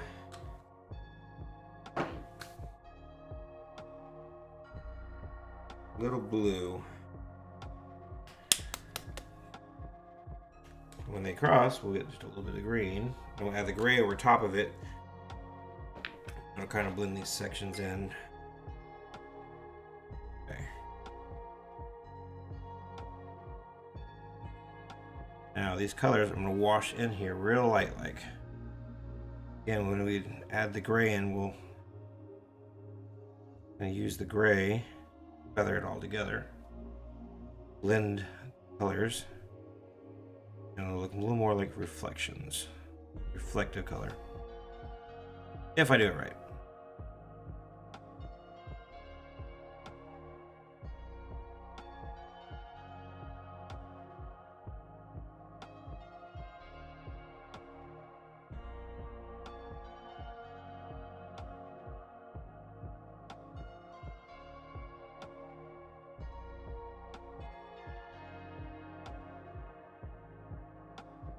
See?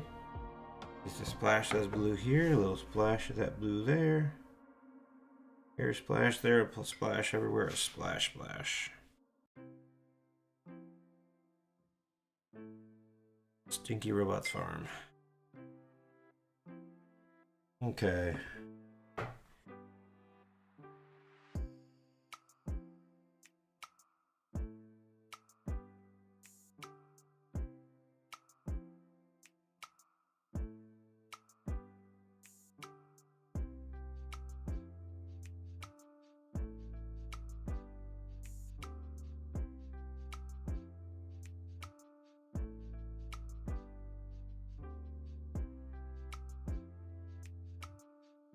I'm let myself be really loose with this right now.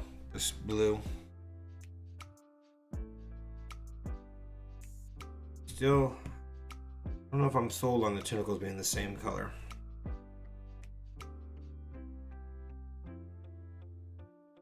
Ah, I know what we're gonna do. I know what we're gonna do on those tentacles, so just bear with me. I know what we're gonna do. All right, now the yellow. I say a little more of this blue up here. A little more up here.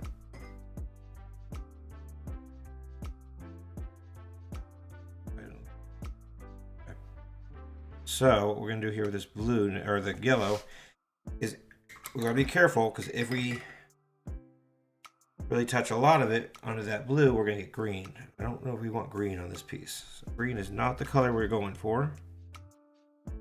We want yellow, but not a lot. Yellow is just a highlight color. Drop it into some areas, kind of bring it right up against that blue. Not gonna touch the blue.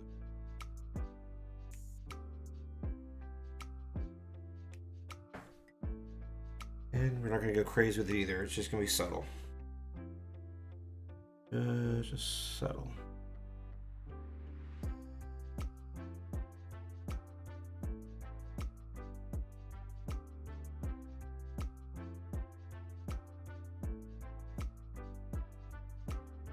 Like so.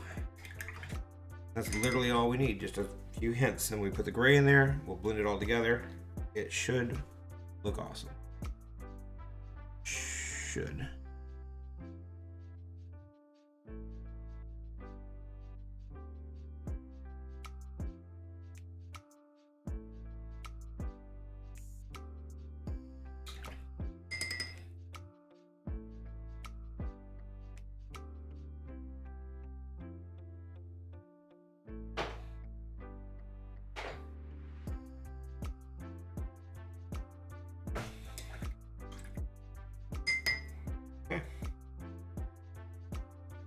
Bitty bitty bop. Now, what are we going to do here? We're going to go back to that indigo because we missed using that color, don't we? We're going to darken all of this up now. This. I'm going to make these little pipe here are going to be way, way darker.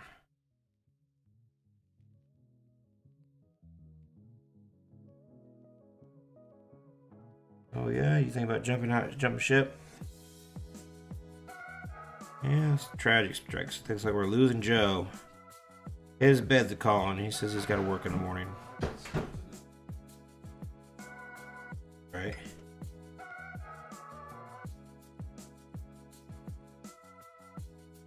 All right. Have a good night, bud. Everybody say good night to Joe. Joe's taking off.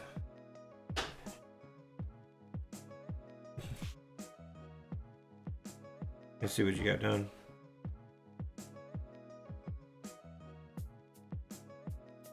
Get a little more of this indigo. We're actually going to bring the little black in, or make this a real dark gray, or a real dark metal tone. So we're gonna do the two different tonalities in here on this piece.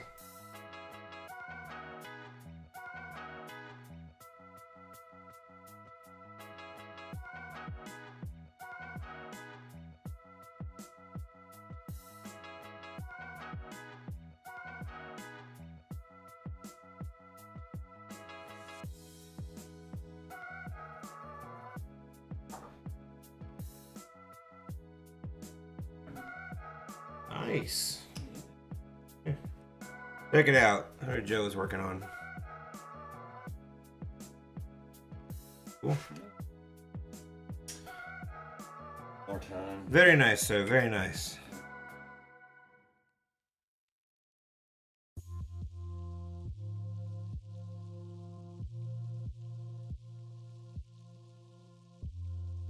And I got shoot to have this done over the next hour.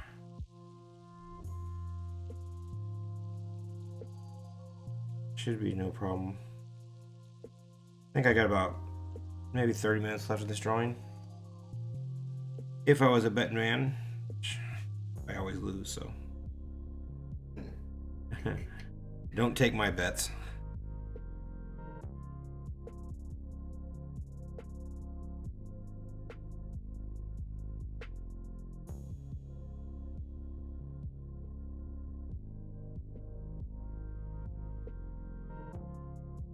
I'm gonna make these like basically like black. Yep, I'm building them up right now, the indigo, and then I'll add not a lot of black, but just a little bit of black to it, and I'll darken it up. And the gray will come in here in a minute too. The gray and the black should bring it all together. Should. Yep, exactly. All right, man. Have a good night. We'll see you later.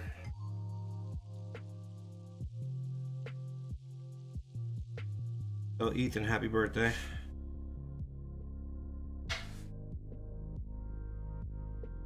Yeah, they all are. Yep.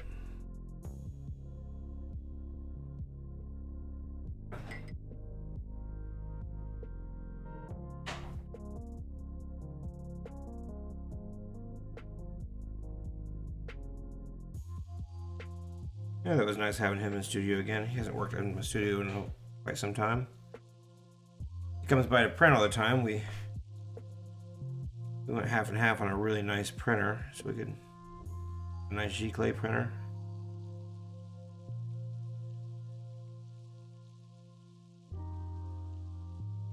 Real nice guy.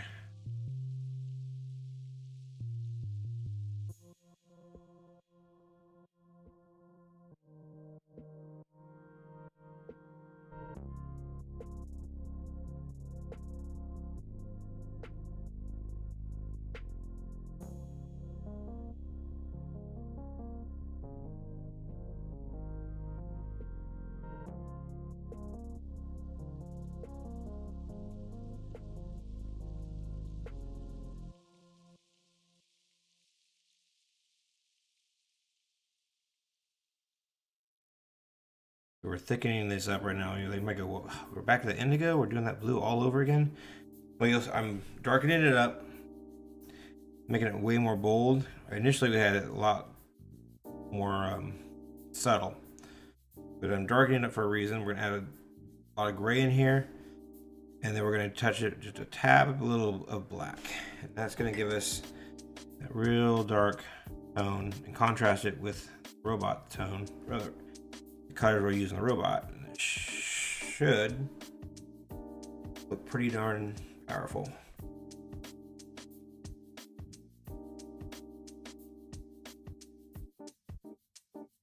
And a lot of what we're doing here on this channel is we're building drawings and teaching you, or going over at least elements. I don't know if they're necessarily teaching much, but going over the elements of how to develop a work of art from the back to front, and all the steps and elements you need in order to end up with a really solid work of art. It's not always the fastest method, but you can end up with something pretty darn cool. Then I'll go with his blues here.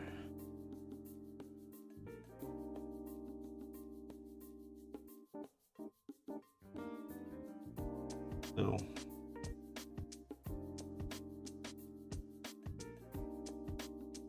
more blue here on the shadow side. And on the highlighted side, we're on just a little bit of blue. Just a little bit. Just enough to say there's blue in there. And we'll tap it here in just a second with that yellow.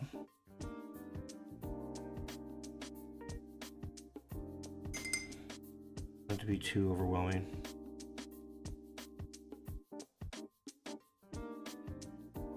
Okay.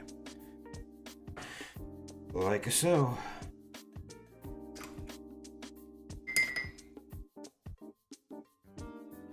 Just a tiny little bit of this yellow. But we're not going to use any yellow on the tentacles.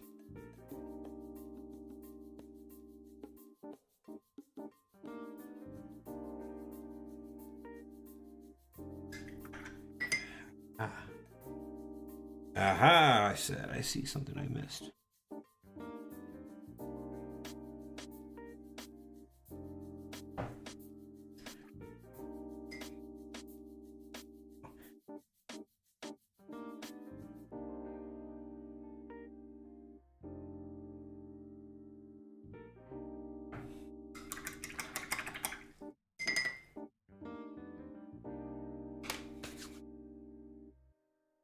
You know, everything we're working on right now is we're building up all the midtones. Even the shadow is pretty much midtone. We will add the shadows and the highlights here in just a little bit. But right now we're just developing all of our midtones. And we're developing from the piece from the bottom up, back, forward.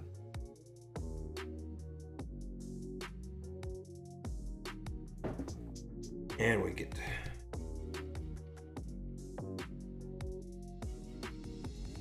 bring in the gray.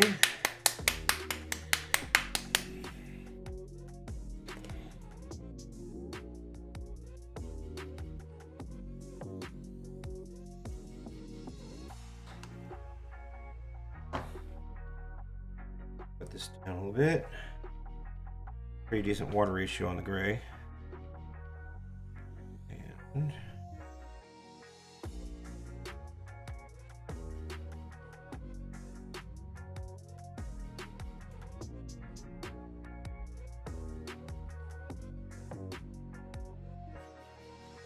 we just kind of scrub this gray loosely and make sure we have enough water over top all the blue and the shadows that we put in, and even that yellow.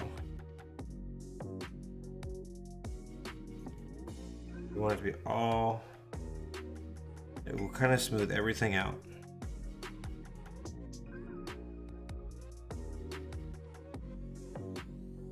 A lot of this yellow will actually get smoothed out by some white tones, so don't worry about going over every little bit of that yellow. The yellow is pretty much in the highlights anyways.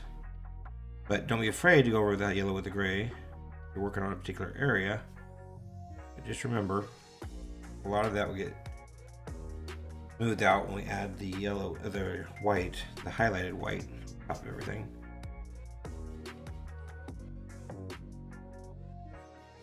Just a little bit, not much.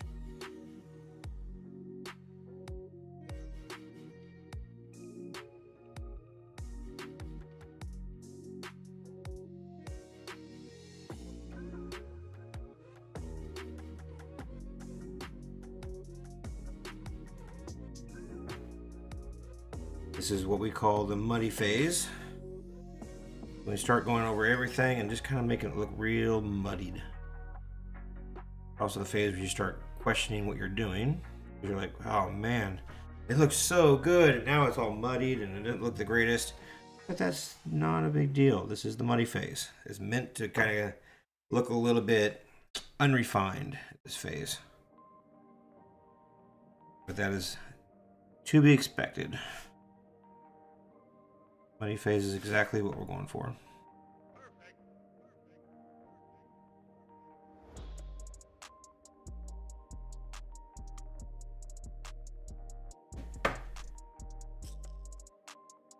The more we blend it together right now, in theory, the better it'll look. Always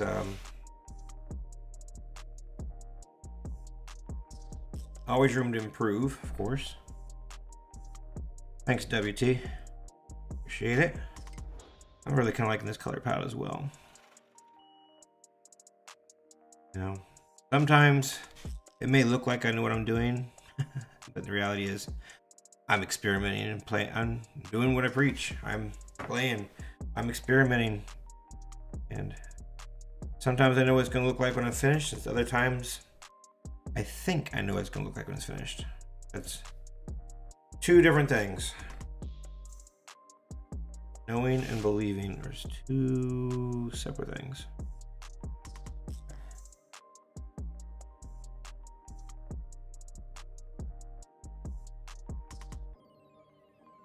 But with experience will come more knowledge. The more I experiment, the more I play, the better educated guesses I can make.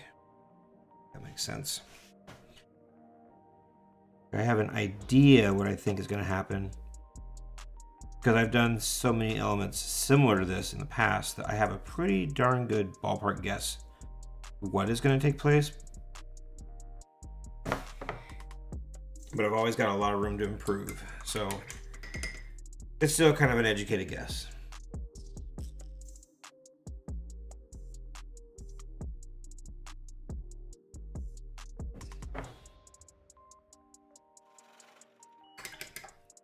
I feel like I need a little tap of yellow on that as well. Just a smidge. Almost like a dot. That little dot.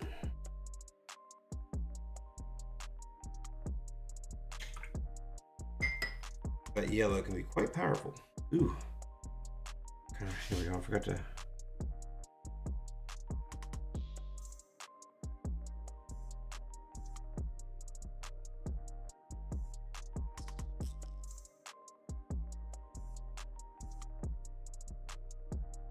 Here. I'm gonna have to bring in some white highlight on that in a future date.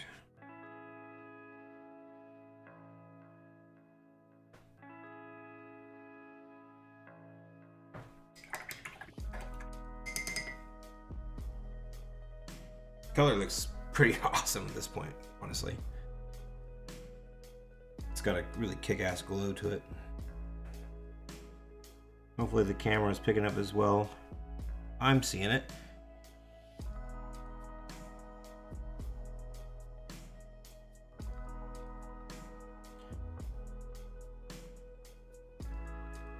Sometimes I realize after when I go back and check out the videos after I finish them up, see how they look. The view that I have in front of me, the iPad, not always the same view you guys have.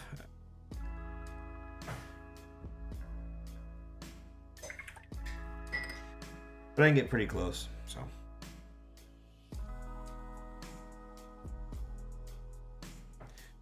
Now I need to.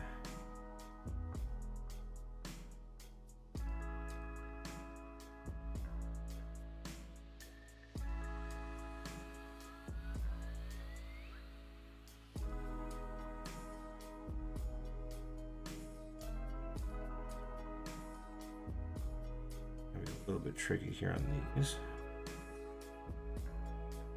Just a little bit tricky.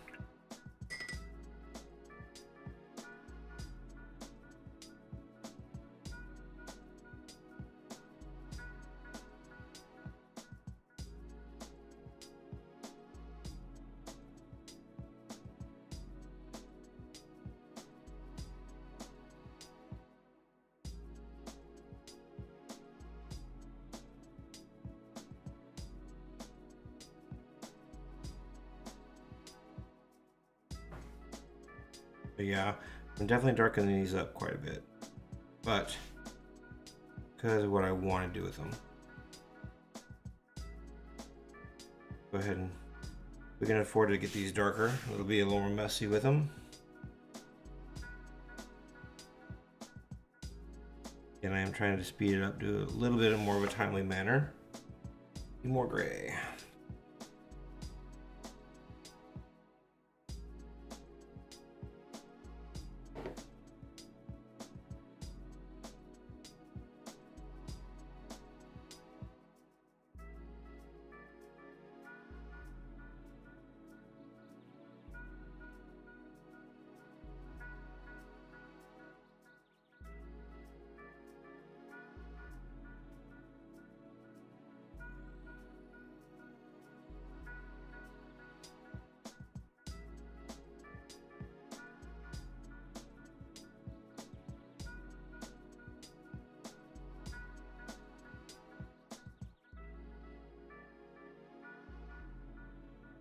Remember, right now we're on the messy layer, so on the messy layer we can afford to be just a little bit, aka messy. And that is just so, that's just fine. Every mistake we make right now, we can clean up when we go into highlights and shadows.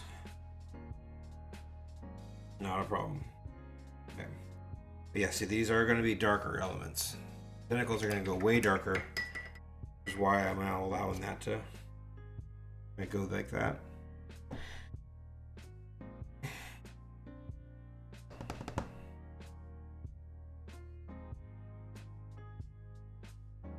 Okay.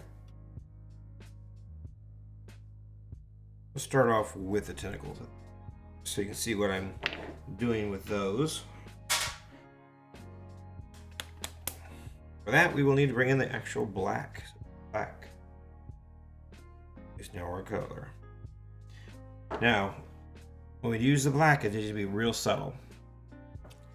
Real tempting just to make these whole things black, but that's not necessary. We're just gonna give it hints of black throughout.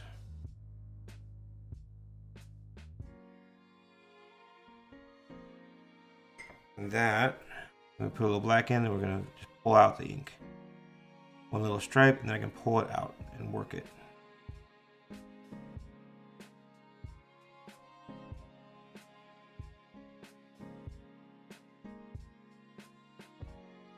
Wait here, we don't want the ink to dry yet, so I just did a little bit of time. Did 2 areas, and then we're just gonna work the black in.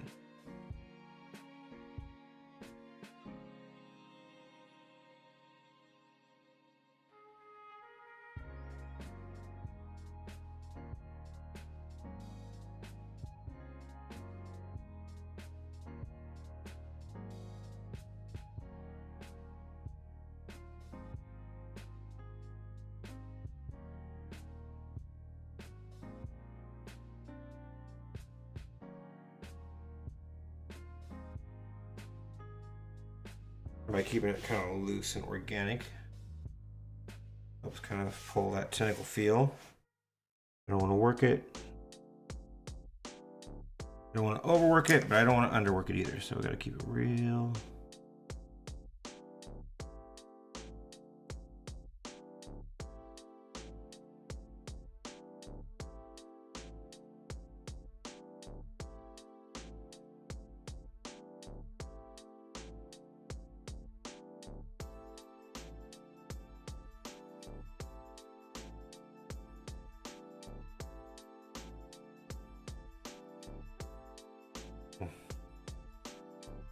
I did not quite go dark enough with my other colors.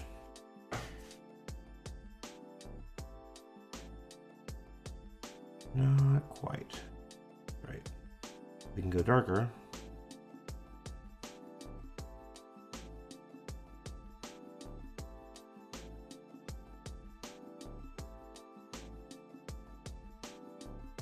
Without too much hassle.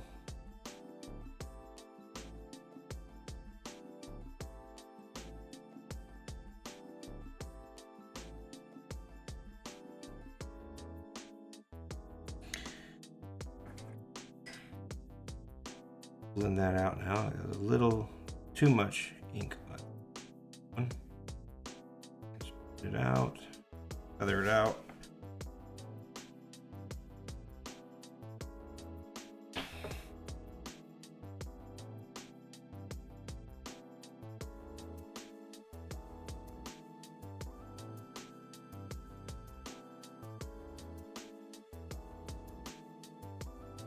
Yeah, this one could turn out to be a pretty nice big work for sure.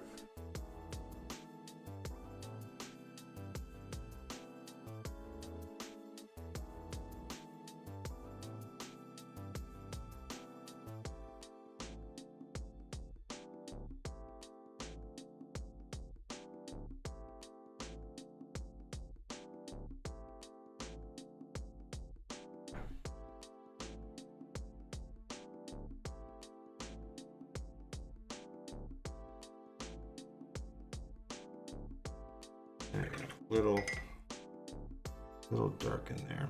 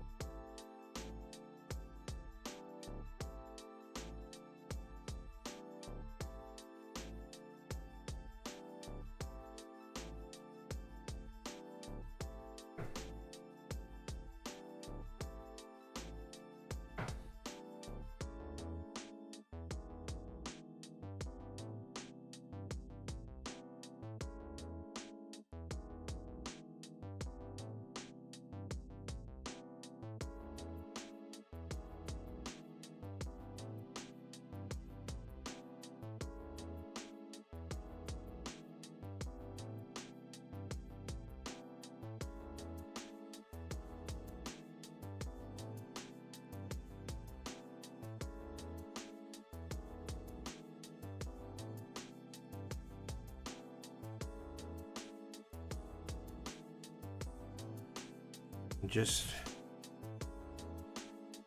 working these tentacles a little bit at a time. Trying not to overwork it. Really easy at this phase. Really, really easy to overwork it.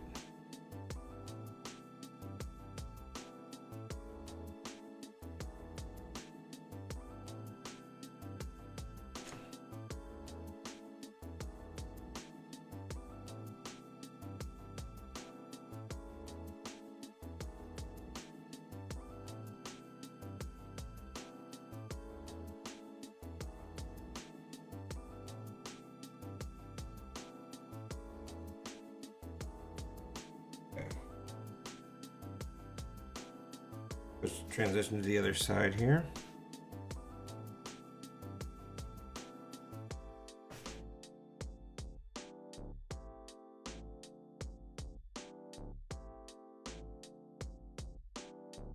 Now I'm going to work almost upside down, so I gotta be extra careful.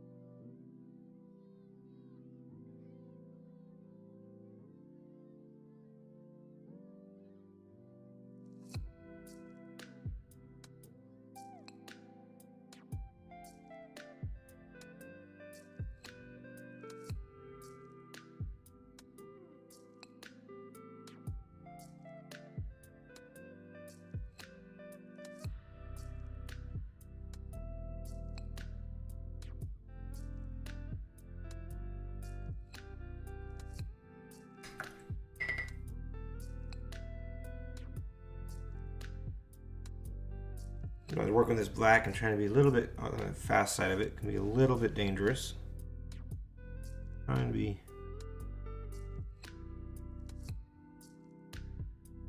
get the idea of it across without messing it up too much. Because with this color, I do not want to be muddy. You're using black. Muddy is not the color you want to go with. It can be a little more permanent. So, I'm going to follow the philosophy of less is more a little bit on this. Less is more. It's really tempting just to cover the darn thing, but you will regret it. Okay, I'm pulling that with my pen brush.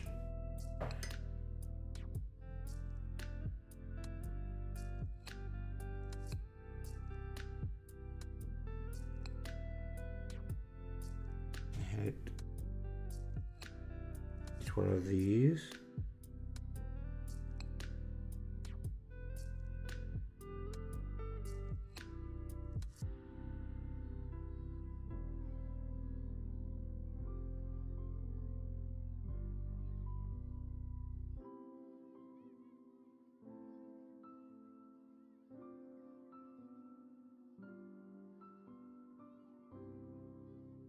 We'll also hit it with the white here in a second too and highlight them more.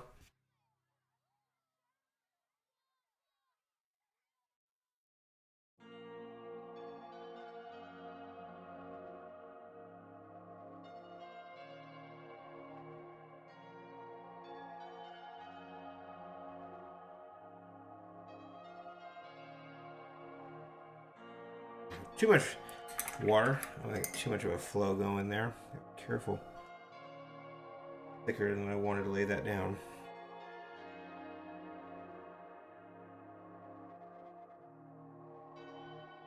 Water ratios are very key with every color you're using. You really got to watch your water ratios, but particularly on black, you really got to watch your watercolors or your water ratios on black, because it's very, very easy to overpower your subject.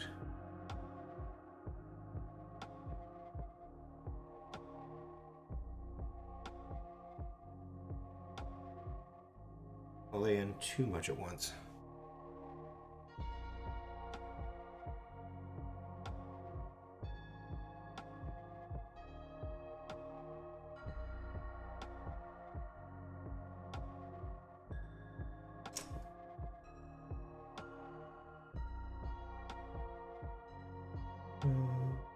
Okay. I didn't want. That's right. See if I can get rid of that real quick.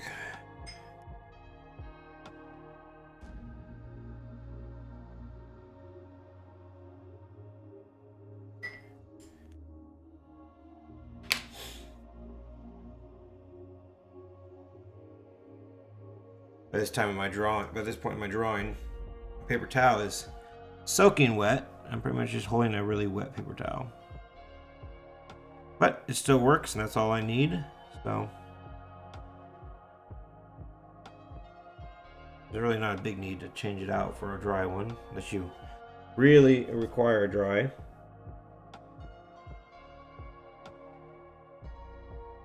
Like if I was doing any blotting or anything right now, I definitely want a dry one, not a wet one. But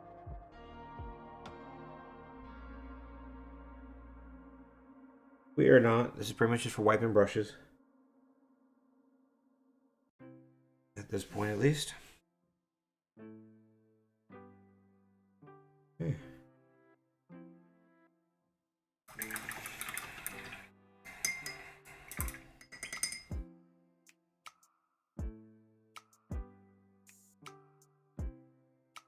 Good. Let's go ahead and do the white. Finish up the tentacles. Completely finished, and then we'll move on to the next part. White.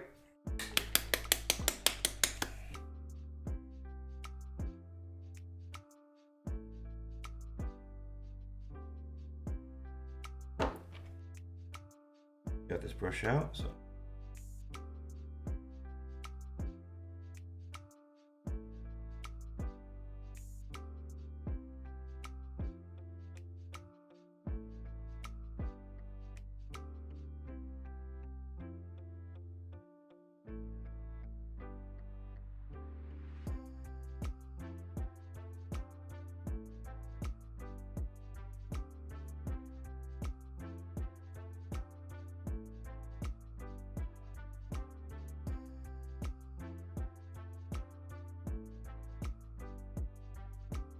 We're cleaning out the outside lines.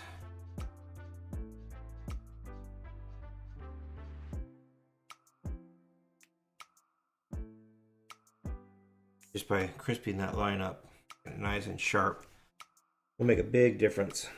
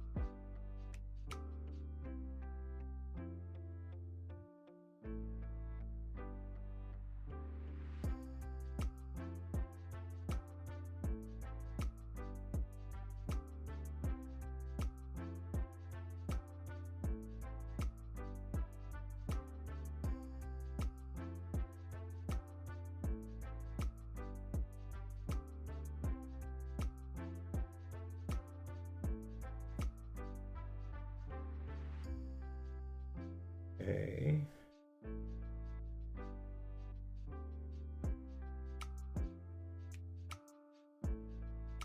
I was like the owls outside the window again. We've had an owl that's been living in our backyard for the last few weeks.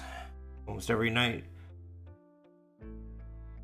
Around this time, if you're up, you can listen to him cooing outside. It's kind of neat. Owls are, I think, my funnest bird to draw. Love doing owls.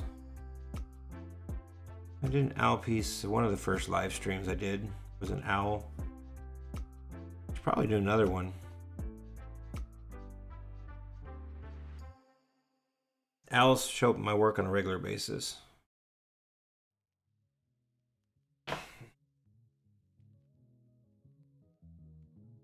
a lot of fun, and I get a lot of compliment on the owl work, so I keep on doing them.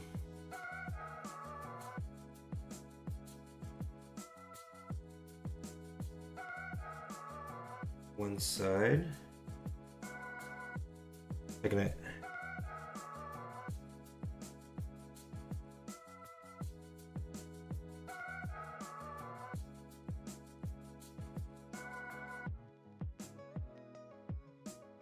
It's a lot of detail to clean up, but we gotta get it all clean. Cleaning all these lines up are what's gonna make this thing really pop. So we gotta do it. It's a bit of a pain, especially when I stick my big old head down there in the shot, but I can't see otherwise. So do excuse my big head. I gotta get down there, look over my glasses, and see what I'm doing.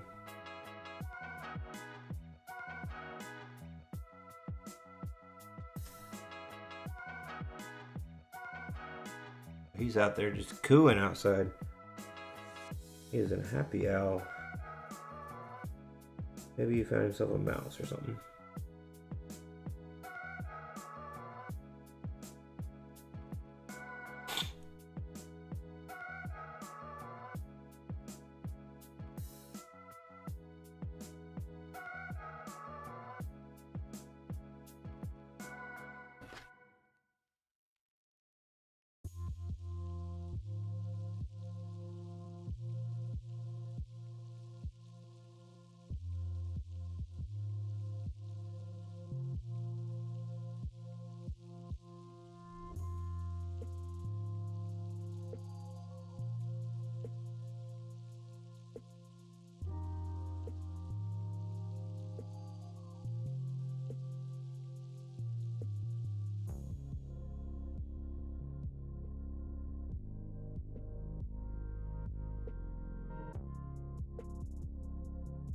Well, it looks like the race is on.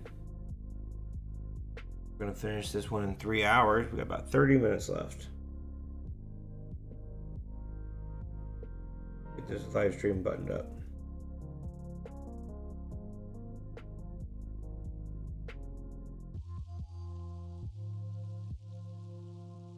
Okay. Now that we've done that,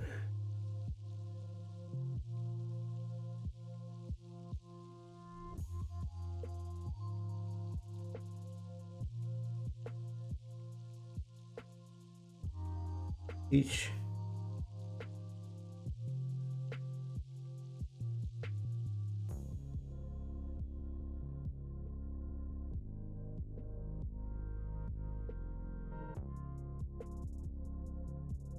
one of these, we're gonna add a little highlight on each one of these little I don't know what to call them, little separations or little features,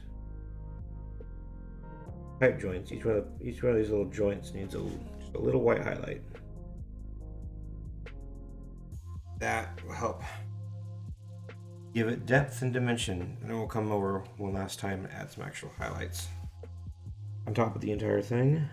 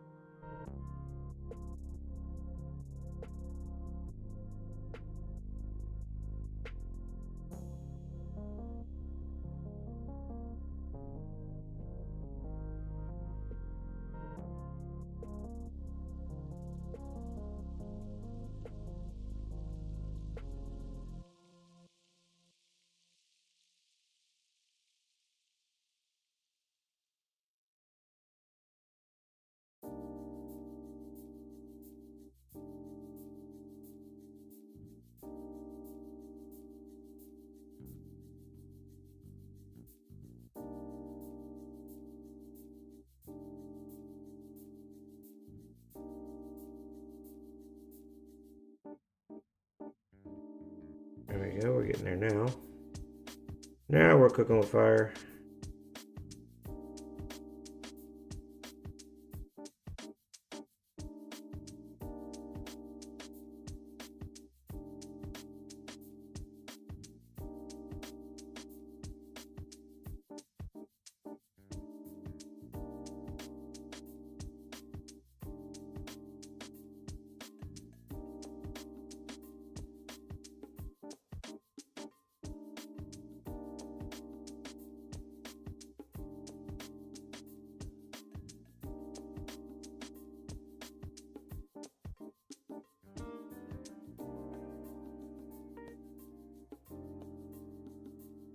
I think I got them all.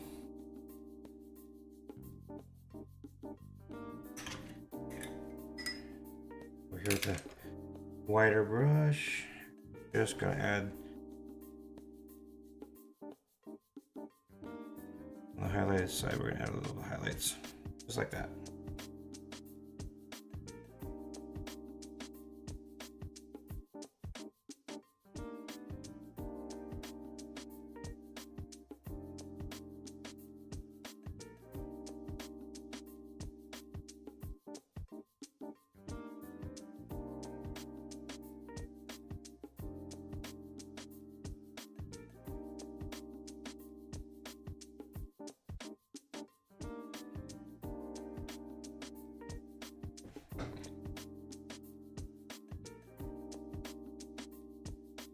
Good deal. Great.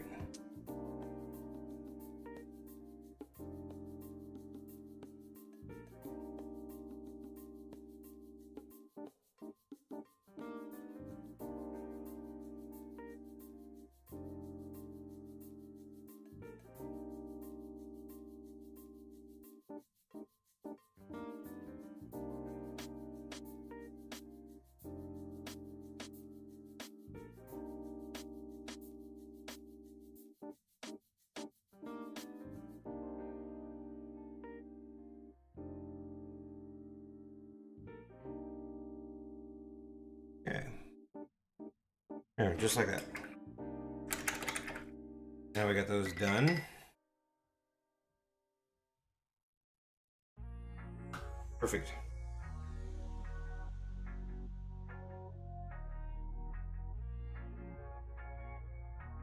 Now we need to go ahead and add the white in here, but before I do that, we're going to jump back into the shadows one more time. This time with Payne's Gray, so we can do this section. Be lightly done Payne's Gray, not black.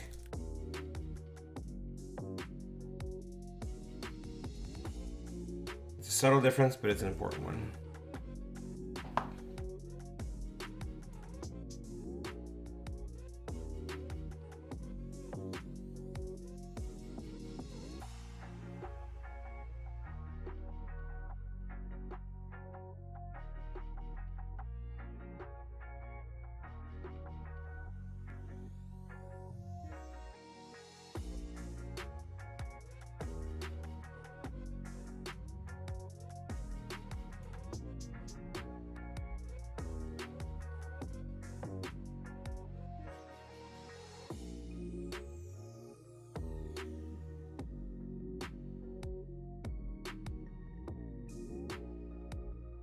I do want to go black on that though. Stop real quick before my black dries up. I do think this wants to be black.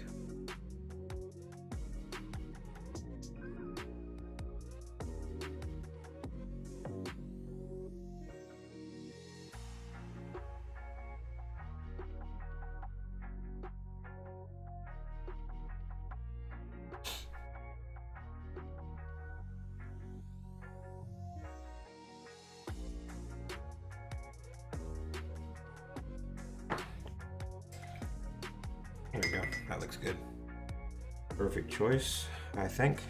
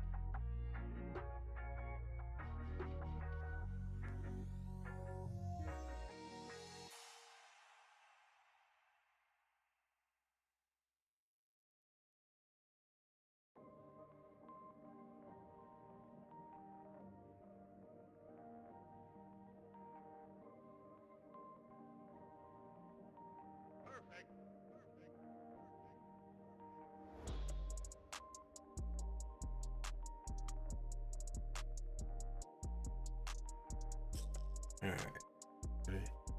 Need to be nice and subtle with this.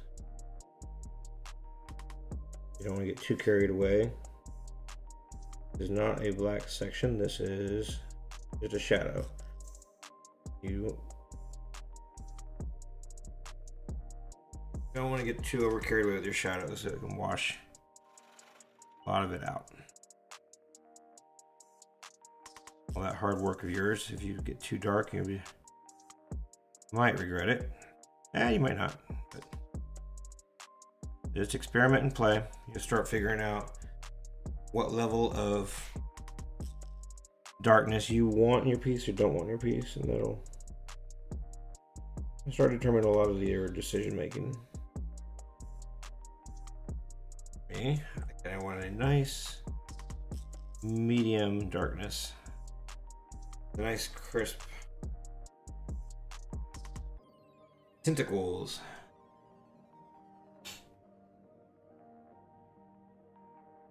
It's also the time of night where I started getting loopy. It's another reason I'm looking forward to next week when we do the evening live streams at 7:30, so that I'm not pushing myself to midnight. It may not look like it, but I have been pretty much in this studio working since about 8 a.m. Took a little time off for dinner, and when Joe came over, we had dinner and watched a little TV. But other than that, I've been in studio since about 8 o'clock this morning. I am zonked. I think it's just about bedtime for old Michael.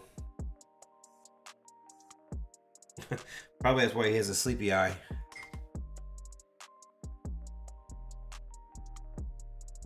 But he'll be done when he's done. So if you haven't heard yet, go down to the description below. I do have the new times for next week posted. You're welcome to go down there and check it out. If you have popped in here in the last little bit section of this live stream, hit that thumbs up. Make sure you nail that thing for me. Helps me out with that algorithm, getting out there on the YouTube platform a little bit further and expand my reach. I would greatly appreciate it, as well as leave me a comment. Let me know what you think about the work. Did you like it? Do you like this live stream? Is there something you'd like to see different? Is there something you want to see me paint? I would love to hear. Just leave me suggestions. Hey, want to try doing this? Try doing that. Who knows? I might actually use your idea. So I will try to respond to all the comments that are made as well. And if you do get subscribed to this channel and you're new here, we do have a contest going on right now where you can win one of my live stream drawings. You want to know which one? It's from episode 23. I call him Rusty. We'll be giving him away on Monday during Monday's live stream. To get yourself entered, all you have to do is to subscribe to the channel and then jump over to my website after you're done watching this video, which is right there underneath my name or underneath my face, right there. I never know my camera. There we go. Let's go this way. That guy right there. See that? That's my website, stinkyrobotart.com. Jump over there and on the home page, fill out the entry form and get that into me by Sunday. Sunday will be the deadline for that if you want to get entered in that drawing. It'll be drawing on Monday, live on the live stream. So definitely tune in on Monday to see if you won. That would be more the merrier. Wish everybody luck on that. My wife doesn't want anybody to win. She wants it to go to her office at work, so she's rooting you all. No one wins. But unfortunately, we have quite a few entries so far, which is pretty good. And I'd love for your name to be one of those entries. So make sure you jump over and fill it out. I think we're just about done highlighting this now.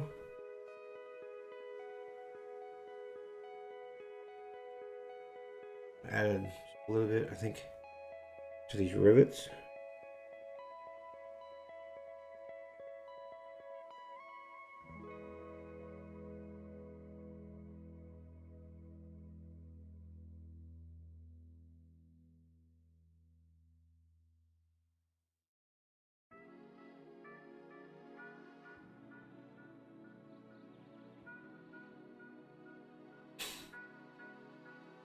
deal. A little bit there and there. And there. Now let's bring that white in. We'll highlight it up. And then we're going to do the eye and we're going to be done. Okay.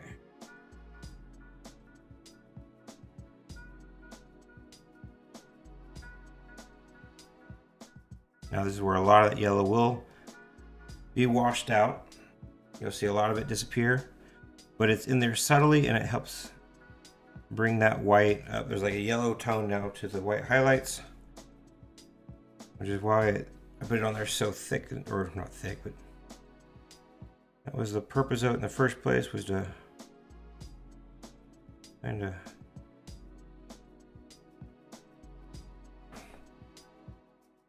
it does look like I'm getting rid of most of it, but believe it or not, I am not. Seeing it on camera and seeing it in person is two different things. That's kind of an important element to remember, that although it may look one way on the live stream, in person it actually looks a little bit different.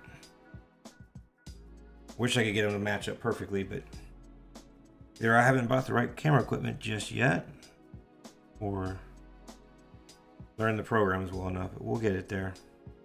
Time and experience is all we need on this channel. A little time, a little experience. And I'm open to any and all suggestions and pointers if you have any, how to improve this live stream.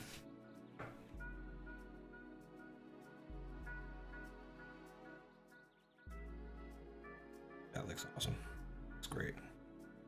That looks great.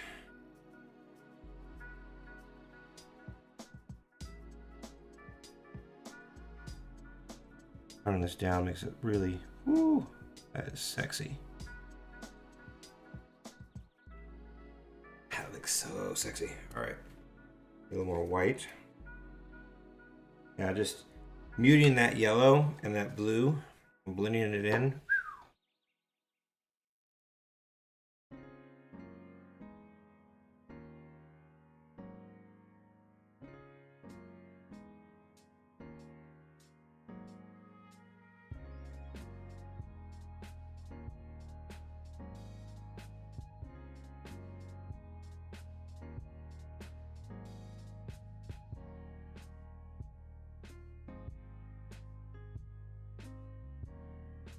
Now I don't want to mute everything. There's a lot of areas I'm going to leave that bright blue, and I may even leave that bright yellow.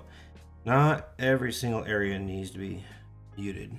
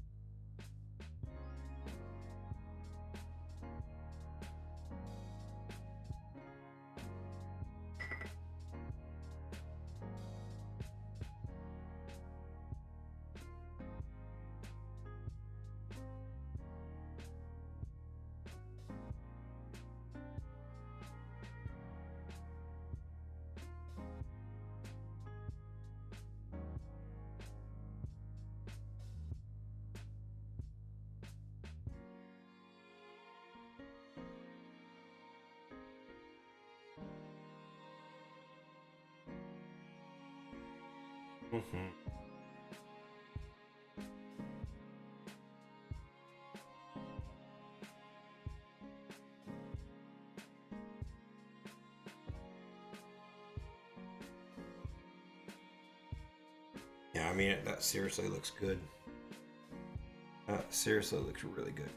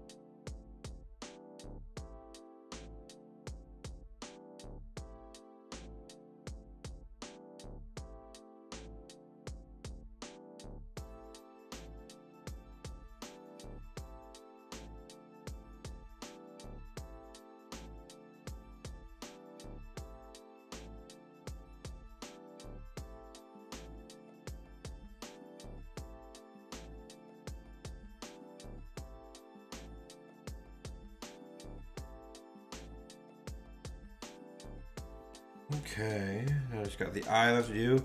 Clean up the outside line, and then the actual eye.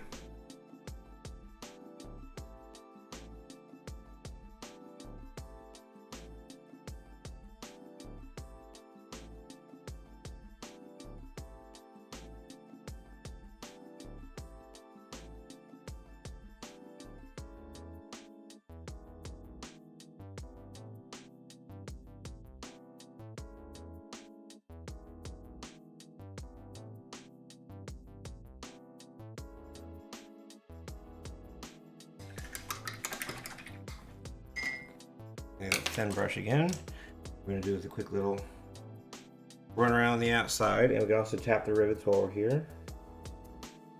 Nice crisp outer line.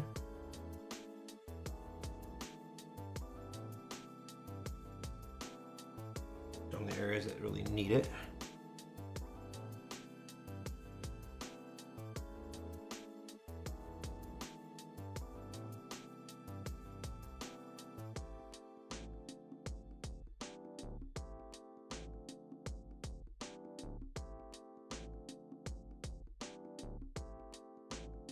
Over this side. We're gonna be really careful because I just like that. Easy, really easy. Just stick your hand right in the wet ink. That's a pain. Real pain.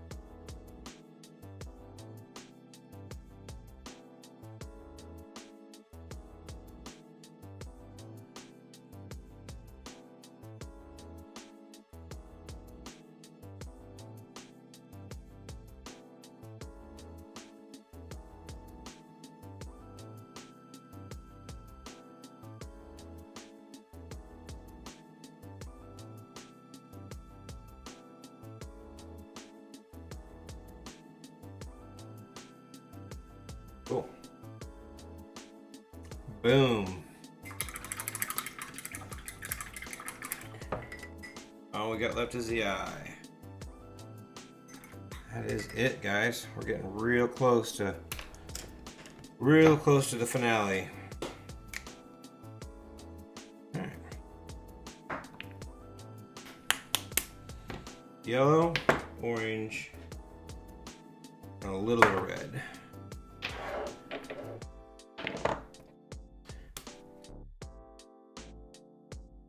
Not red. I'm going to use the darker earth red, I think.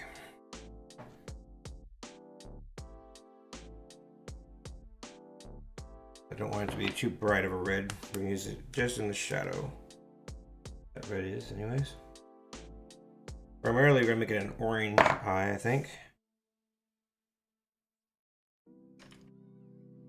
I do not believe I've ever done an orange eye. It'll be something new. Let's start with a nice yellow base. We'll bring in just a little bit of orange. Outside.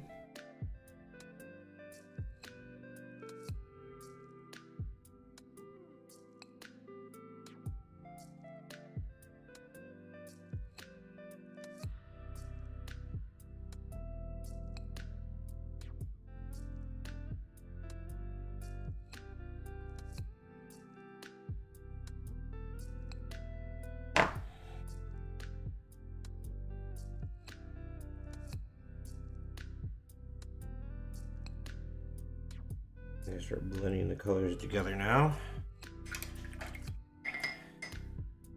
Bring in a little more of this yellow, and we're gonna blend this yellow right in with that orange. I'll let it really, colors kind of really run together.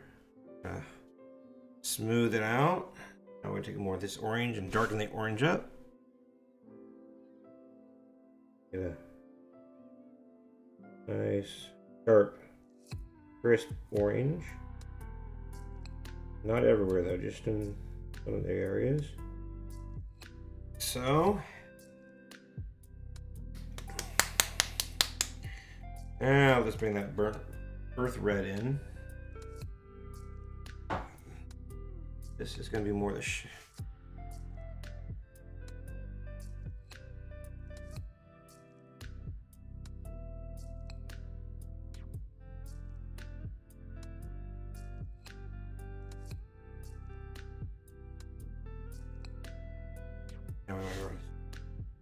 nice and dark right around the edges.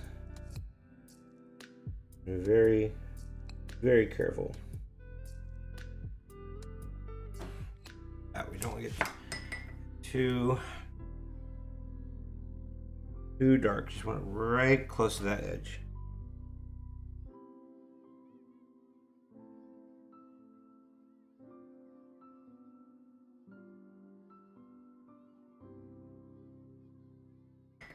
Now we're going to take a wet and then dry the brush, and then that way we can feather that color in. Feather it.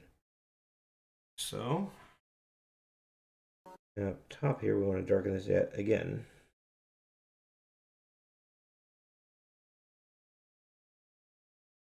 Like so. That looks fantastic.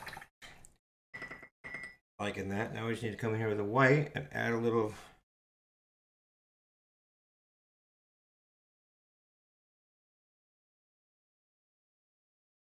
right there, and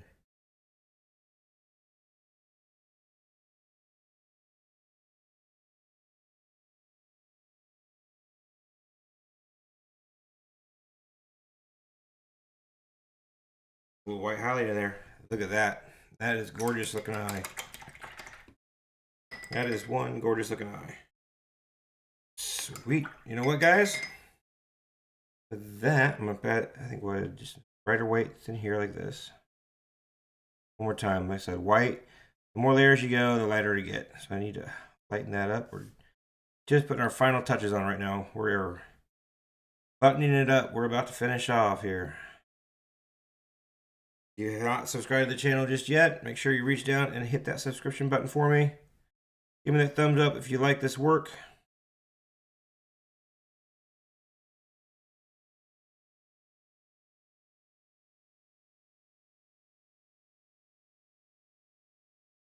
Leave me a comment for any suggestions you would like to see in a future video. Give me ideas. What kind of things do you want to see me paint? Hit me up with those comments.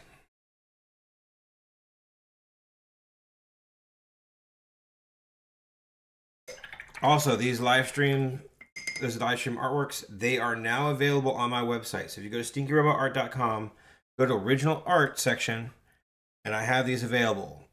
Now these are sold in blind box, so when you purchase one, you will not know which live stream you're getting until it shows up in the mail. So it'd be a little bit of a surprise to see which live stream you ended up with.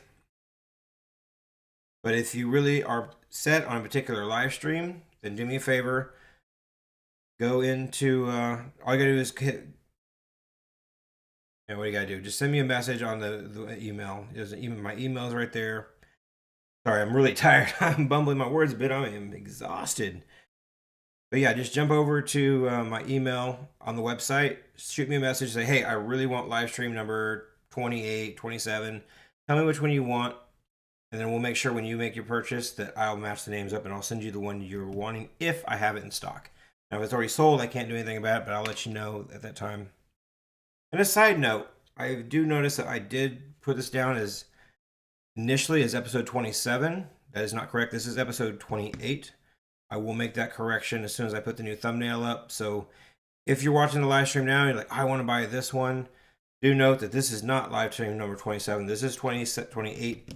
I will fix that shortly. Hopefully by the time you're watching this, it's already fixed. But, yeah. That is, oh shoot, one little thing I forgot. There's always one little thing. I forgot to touch these rivets up. Some of these rivets need a little white highlight on them. It is the smallest of details, but it's all those little details that make the biggest difference.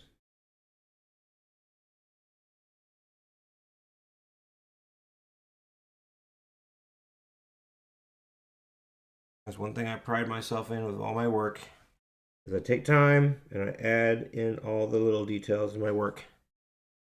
I'm far from an abstract artist.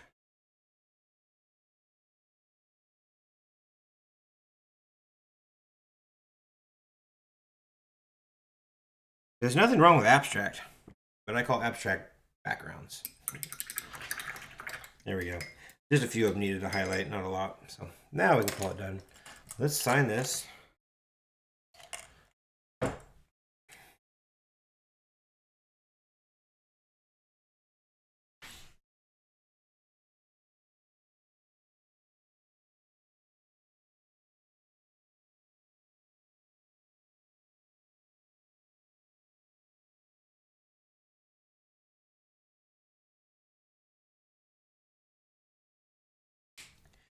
And we will peel, reveal, and be done. Let's clean up this space a little bit. Yeah, I am really happy with this turned out. You guys think so as well?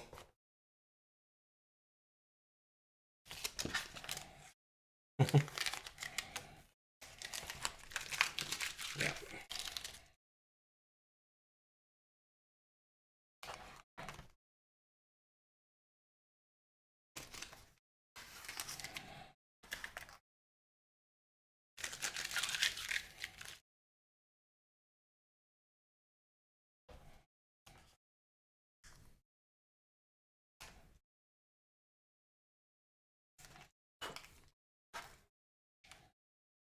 Take my time, make sure I don't peel the paper with it. With this Canson watercolor board, as long as you take your time, make sure you got a nice little angle to your pole. Oh, it's stuck here in the back. There we go. So I don't just pull directly up, like this way. So I don't pull up like this. I'm gonna keep my hand flat. And I'm pulling at a sharp angle, like almost complete angle. Take my time and I pull a nice sharp angle like this, and that'll help keep your line crisp and help prevent you from ripping your paper when you're pulling off your tape. Okay, line that shot up for you. But yeah, that's it, guys. We're done with today's live stream. And Kat has called this piece Octobot, so that's what we're gonna call it too. This is Octobot. She named this piece today, so thank you, Kat. This piece turned out wicked cool, wicked cool. And just so you see the other piece, this is the one that you can win on Monday's live stream. On Monday's live stream, you have a chance to win in this if you're subscribed, and you can't just subscribe. If you want to be, subscription does not just get you in the drawing. If you subscribe, make sure that you jump over to my website and fill out the entry form. I need those entry forms to know who all wants to be in the drawing. So, yep, get yourself subscribed to the channel. Go over there and enter the contest. You have till Sunday. We will draw on Monday. I'll remind you one more time tomorrow about your chance of winning Rusty. And if you like this piece and you want to buy it one last time, you can jump over to StinkyRobotArt.com, go over to the original art page, and you'll see that I have my live stream drawings for sale. They are a blind box, and you can purchase one of my blind boxes, or if you really want to buy, like say this one or another one, just send me a message and let me know that I'm interested in live stream such and such, and I will let you know if that piece is still available or not. And if it is, I'll make sure that's the one I send out to you. Guys, again, thank you so much. You guys are totally awesome for showing up, spending time with me. I'm tired. I'm going to bed. You guys have a great night. We'll see you later.